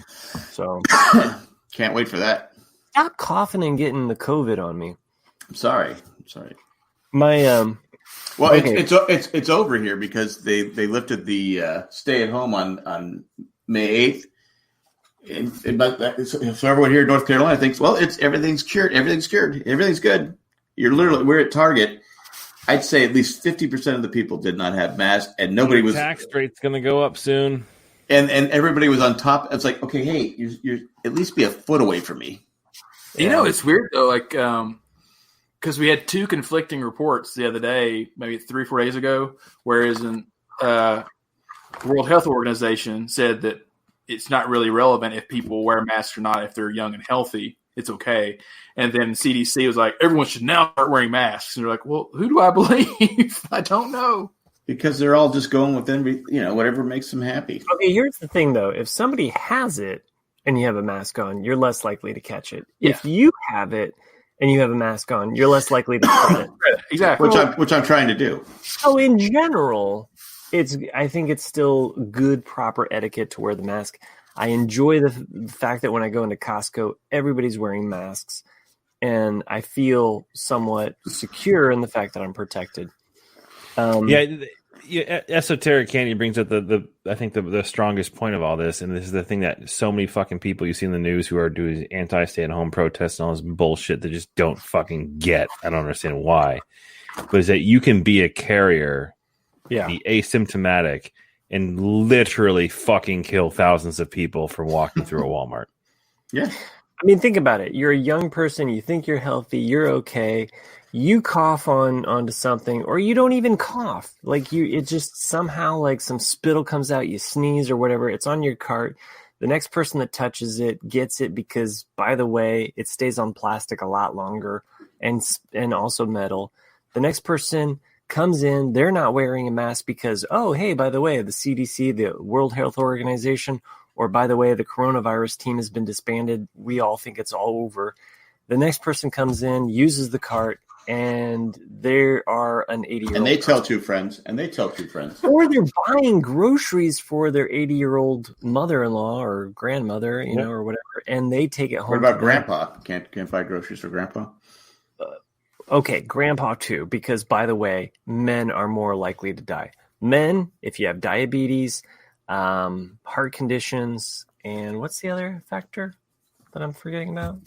Oh yeah, over 65. So, well, I wanted to talk about this.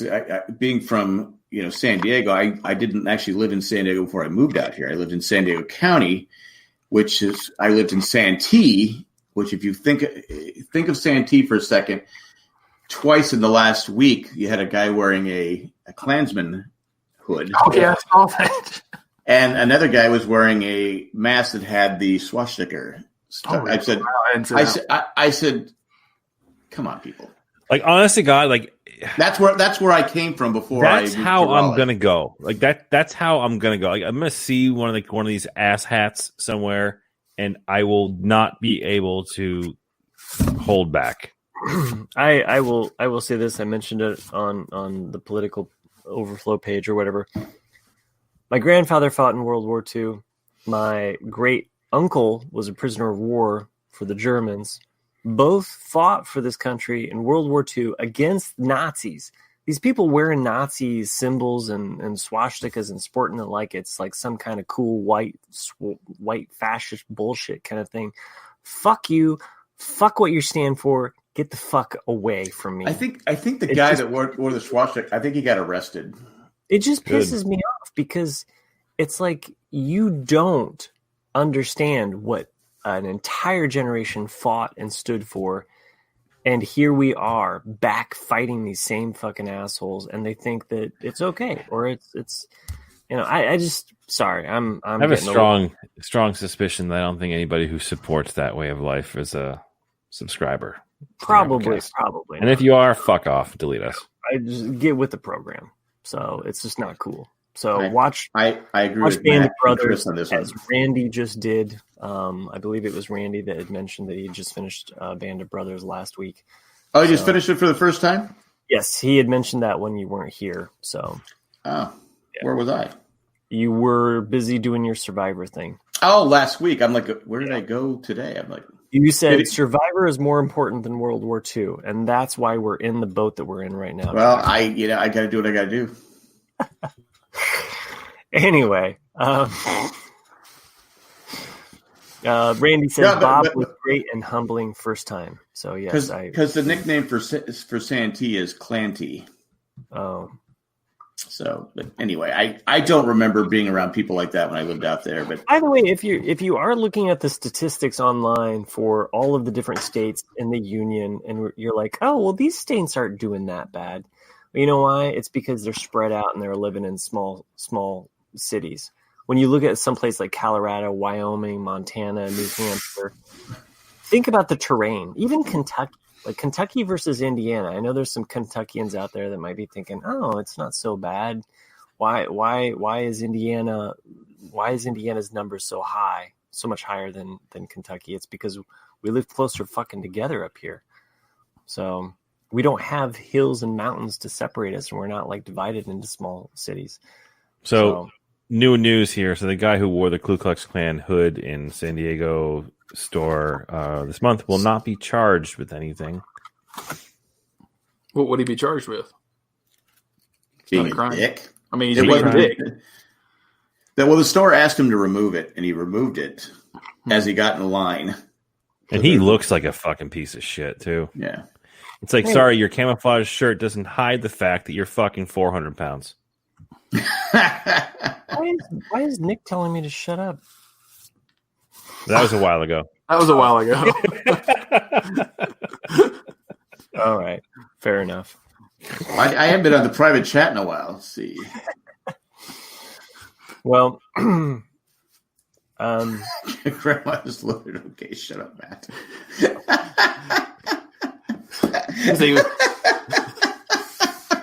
Fair enough. Because he was saying that, like, I'm over here buying groceries for my grandma, and next thing I'm getting her sick. Like, Grandma's loaded. Shut up, man. Because she was loaded, okay? Loaded. Oh, anyway, but I've been in that Bonds. I've never seen anybody wearing something like that in there. It's just crazy. I mean, I was like going right when I saw it. I go because a couple of people didn't used to live there. I go, yes, I did. I saw a kid the other day at a local pizza shop. I was going to grab some dinner, and he was sitting there with one of those kids who wears like a black denim jacket with all these fucking douchey patches sewn onto them, And he was this nerdy looking white kid with a number of patches, and he had a fucking Confederate flag like on his chest. And I was trying to in my head just justify how and why. Like, this is like some nerdy little shit who lives in suburban Boston. putting a Confederate flag on his chest. So I kind of immediately ruled out the old, the good old boy, like the people who love the heritage of the South, so forth and so on, the non-racist section of that subgroup of people. And that doesn't make sense because he's living here and he's definitely not from the South. I heard him talking, and he's a local guy. And I got to thinking, I'm like, well, why would you then put a Confederate flag on your jacket if you're not from there? You don't grew up in that heritage. This kid's like 18 years old. And I came to the realization that he put that flag on his jacket just to be a shit. Yeah. And I wanted to fucking punch him. I actually had to stop. I almost said something and then my reality sets in my head, and I'm like, you can't. If you say something, that's literally what he wants you to do. But I fucking wanted to punch him so hard. And he was just being a little douchebag in the corner of the place too, not wearing a mask in the corner of the pizza shop, hanging out with his friends. Why was he allowed? They're allowed to sit there now? No, I think you're waiting for takeout. So, okay. Yeah, it's all takeout, but he was sitting down at a table, which you shouldn't have done anyways. Like you should wait outside or go fuck off somewhere else. But again, it's that same fucking stupid ass mentality of I guarantee he and his friends probably sat at that table just so someone could fucking question them. When I was in 7th grade, woodshop, that was junior high back then. It wasn't. I think middle school now is what is middle school now? 7th and 8th grade. 7th, 8th. 6 through 8. Sometimes it's 5th through 8. When I was junior high, I was 7, 8, 9. Then you went to high school. There was an older kid that used to come in because he had this huge box he was building. He was a 9th grader, and he was building this box. And we found out talking to him that he was a. What was the box for? Well, that's what I'm getting to. He was a Nazi sympathizer. He was a Nazi youth guy. He believed in Nazi rights and all this different stuff.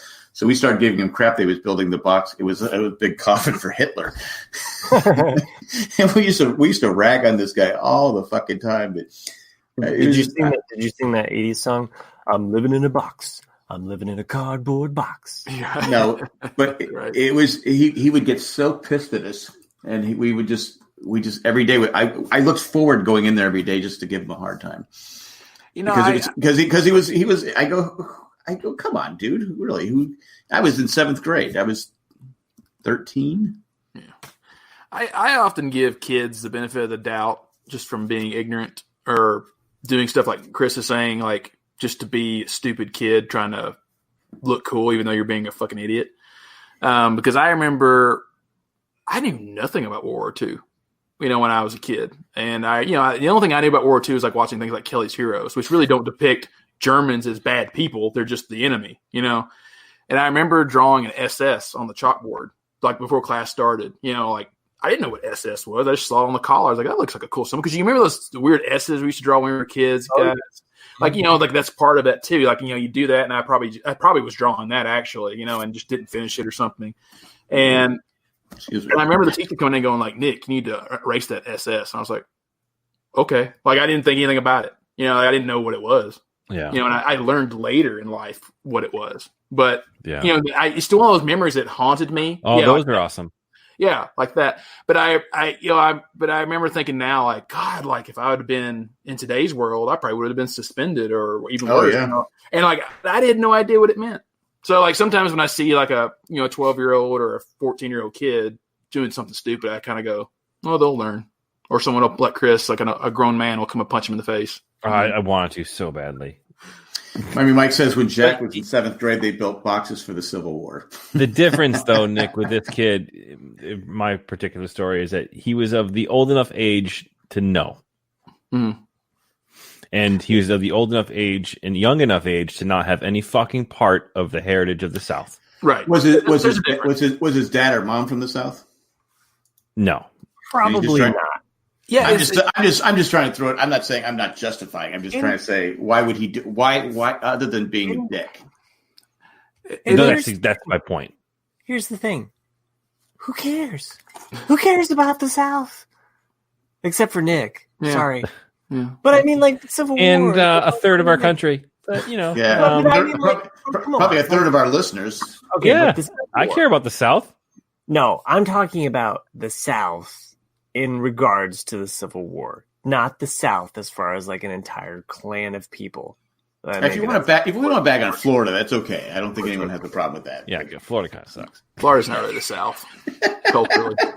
Florida is God's waiting room. Let's just face it. It's America's penis. I actually had something with a patch on it. I actually had something shipping to like Winter Gardens, Florida today, and I was like, "Huh." I used to live on Winter Gardens. No, this was a city. My mailbox, etc., was on Winter Gardens Boulevard. But this was a city in Florida. I get it, but you bring that up, and I have to say it. But go ahead. Randy in the chat says he caught it. I don't know what he means by it, but thanks. Something Hopefully funny you get said. a cream or something, Ben. Yeah. see a doctor as soon as possible. Yeah. Don't touch anything. If it lasts for 4 hours or longer, don't scratch it. Refer to the jerk.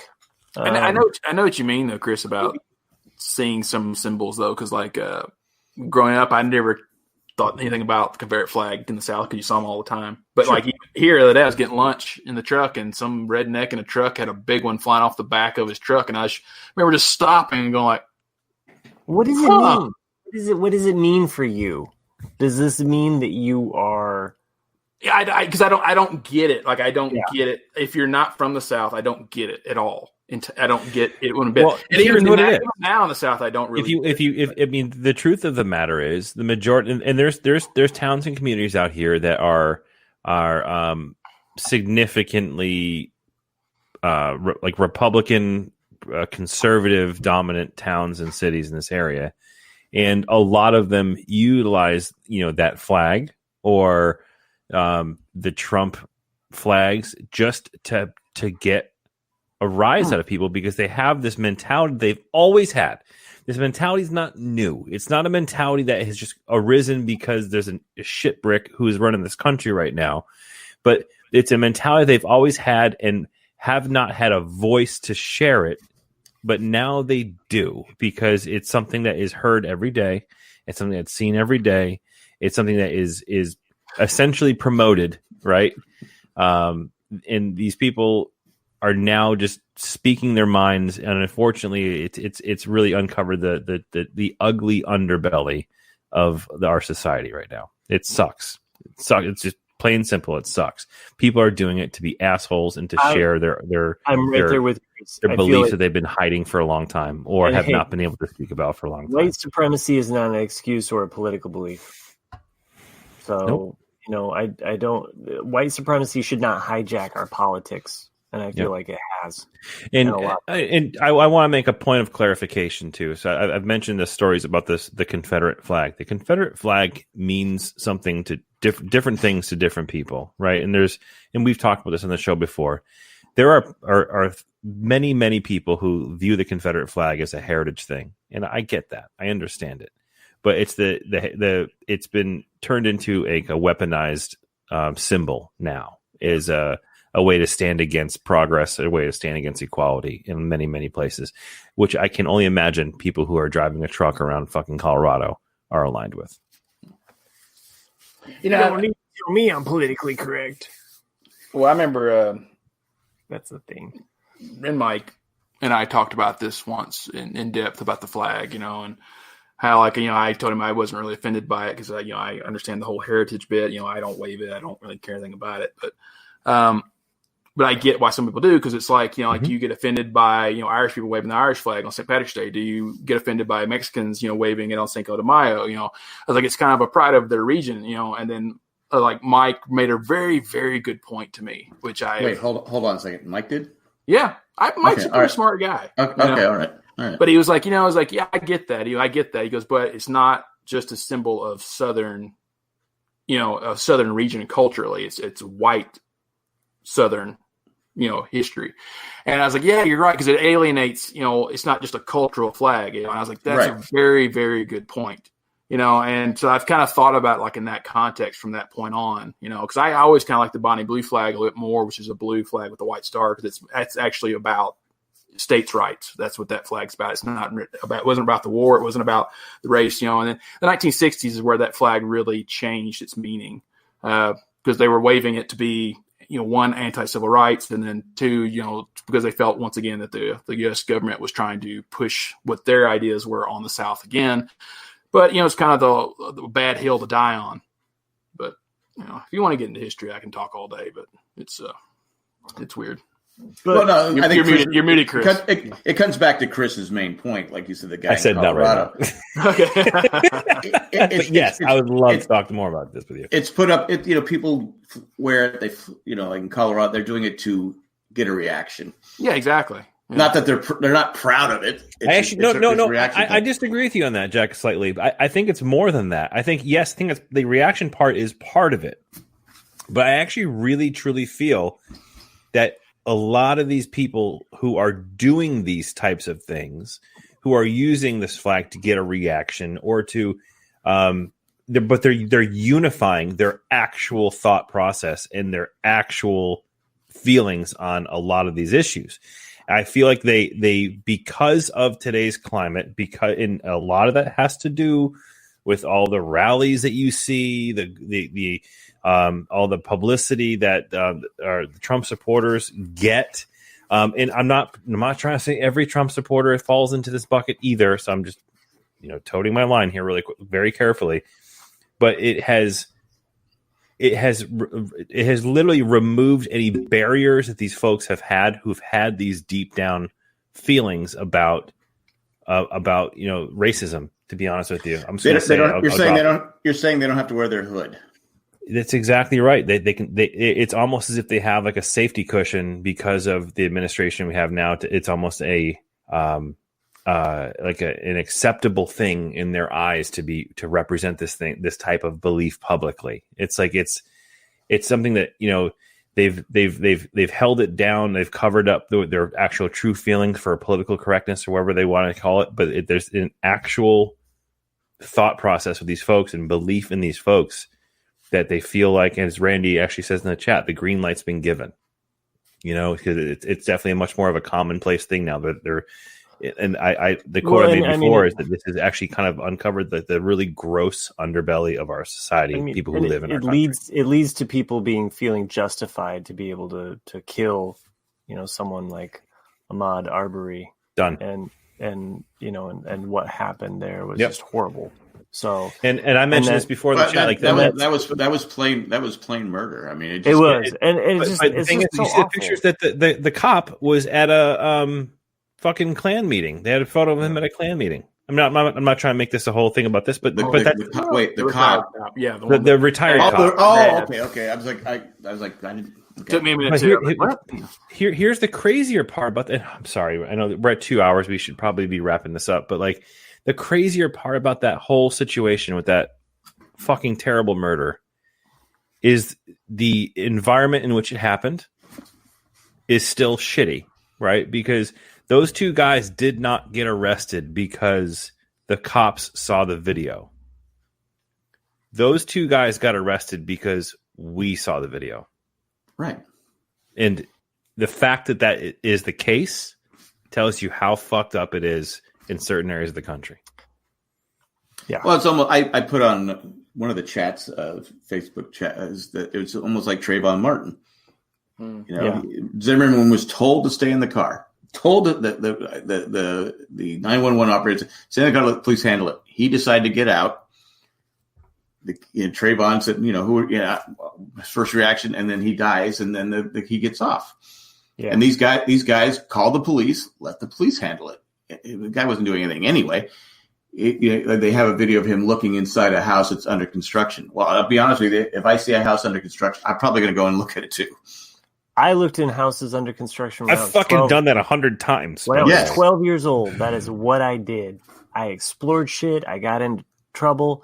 But the difference is I was a 12-year-old white boy, and sadly, that's just where we're at, is the fact that this person was immediately judged and decided And these two people decided, hey, we're going to do something about it when they shouldn't have done shit. I like the fact that they said they told him to stop and he didn't listen. You're not the cops. You're not the cops any longer, but you thought you were. So fun story. It's just an awful thing. And it's funny that we went from Muppets to this. But that's where we are. I'm going to try and brighten up the conversation. That's where we are in quarantine. So speaking of walking into a construction site, I have I have to confess for something I did when I was like 11, 12 years old. Uh-oh. So I don't think anybody actually knows this other than the people that I was with. But I went to a new development that was being built near my house, where I grew up. And they were building the house. The framework was all up, and we would go in and we would hang out in these fucking places. It was like actually a sweet idea because you go into these houses that are almost built, and you go and you hang out there. Crack at it. Do crack and. One of these houses had a telephone line already installed in it because the contractors needed probably to have access. So let's go back to the early 90s, late 80s, early 90s, when the telephone was a widely used medium for various different things. And you could spell out any dirty word into a telephone number and you'd get a sex line. Yeah. So we would call 1-800-1900 big boobs. That was like our thing that we would do. And we'd call up and try to get connected to these to talk to sex workers on the phone. Well, not sex workers, but shit, what do you call them? Phone sex workers on the phone. Right. And that was like our thrill that we did when we were kids. The building and development company probably got a bill for like $50. But hey, whatever. 50. I mean, for one call, right? I remember who's Dr. Robert? I've never mind. I got it. Okay. I did the same thing. Who the fuck is Dr. Robert in the private chat? I said, who the fuck got into our private chat? Who is in the private chat? Then I saw the name. Okay. So Will Fry says, for the first 10 years inside Facebook, it lists my number as 1-900-WET-TITS in numbers, of course. And I can probably guarantee you I dialed that number from that house. We should probably start wrapping the show up. Yeah, we've talked about a lot of different things, and we're at 2 hours, which is like a half an hour. 2 hours. A half an hour beyond what we would normally do, and it's a half hour more than what you guys paid for, and an hour beyond what we would do when before quarantine. Because before quarantine, we were trying to keep it at an hour, and whatever. I have no grandkids tomorrow. So. I appreciate everybody that's joined us live. Esoteric Candy, surprised to see him joining in. Appreciate all your comments. Miami Mike, of course. Will Fry, Randy, thanks for coming. John, the UPS guy. Who else has been in here? Janice was here. I'll talk to her tomorrow. Sherry was here. Chris Doran was here. And if I forget, Chris. Miami. Did you say Miami Mike? I did. Chris. Two Chris's were here. So, Chris Lydon am I pronouncing that right? If I'm not, it's Chris Lydon.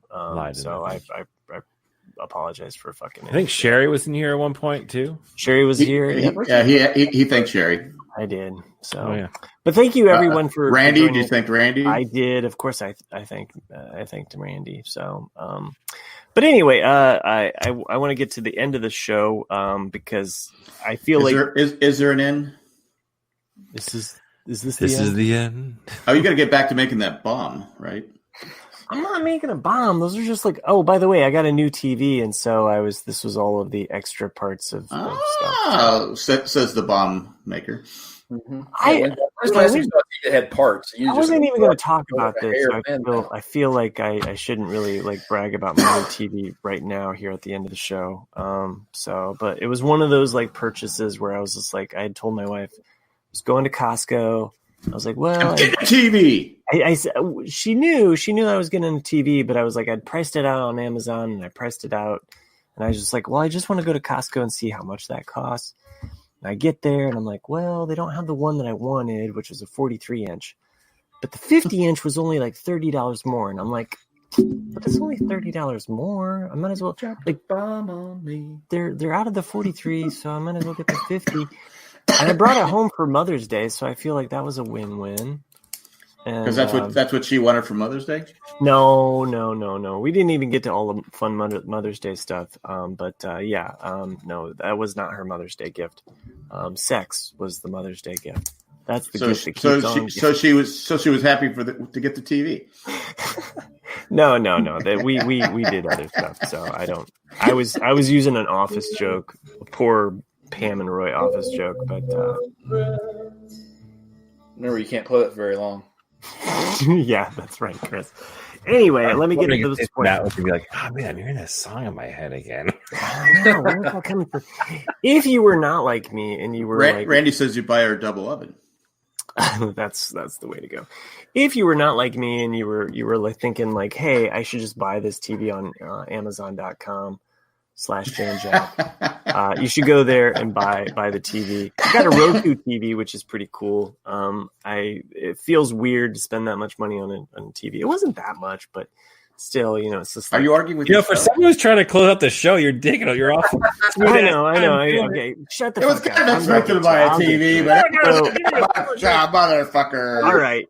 Send us your feedback about how I should just shut the fuck up sooner, and this show should just be an hour long. You should have bought her Nick's bag of toys. You can send us an email at rcadcast@gmail.com. You can go to janjack.com, click on any of those links, the Amazon affiliate link or the patron link to become a patron. That helps us out as well. There's a couple patrons that make this show possible. We'd like to thank all of the patrons and especially the people in the chat that made this show possible, but there's a few. I've got a list. Of course I do. That's what I do. Tack, you're terrific. Eckhart, you're the eccentric billionaire that makes this all worthwhile. Ed, what did I write here? Egalitarian. Ed the egalitarian. Sorry. I got a little too wordsmithy for my own good. Maggie, you're the magnanimous. Fuck, I can't even say shit by the end of this. You're the magnanimous. Let me tell you something, Maggie. Magnanimous. Come Joanne, on, Dr. Robert, spit it out. Joanne the generous. Greg the gracious. Oh, and he was also joining us in the chat. I forgot to mention Greg. Thank you all for joining us, and thank you for all that you do to make this show possible. This was a great show. I always love hanging out with 1 million. Or 2 million. Thanks for joining us. See you next week. That's what we do. And hasta luego. And goodbye. And goodbye. See ya.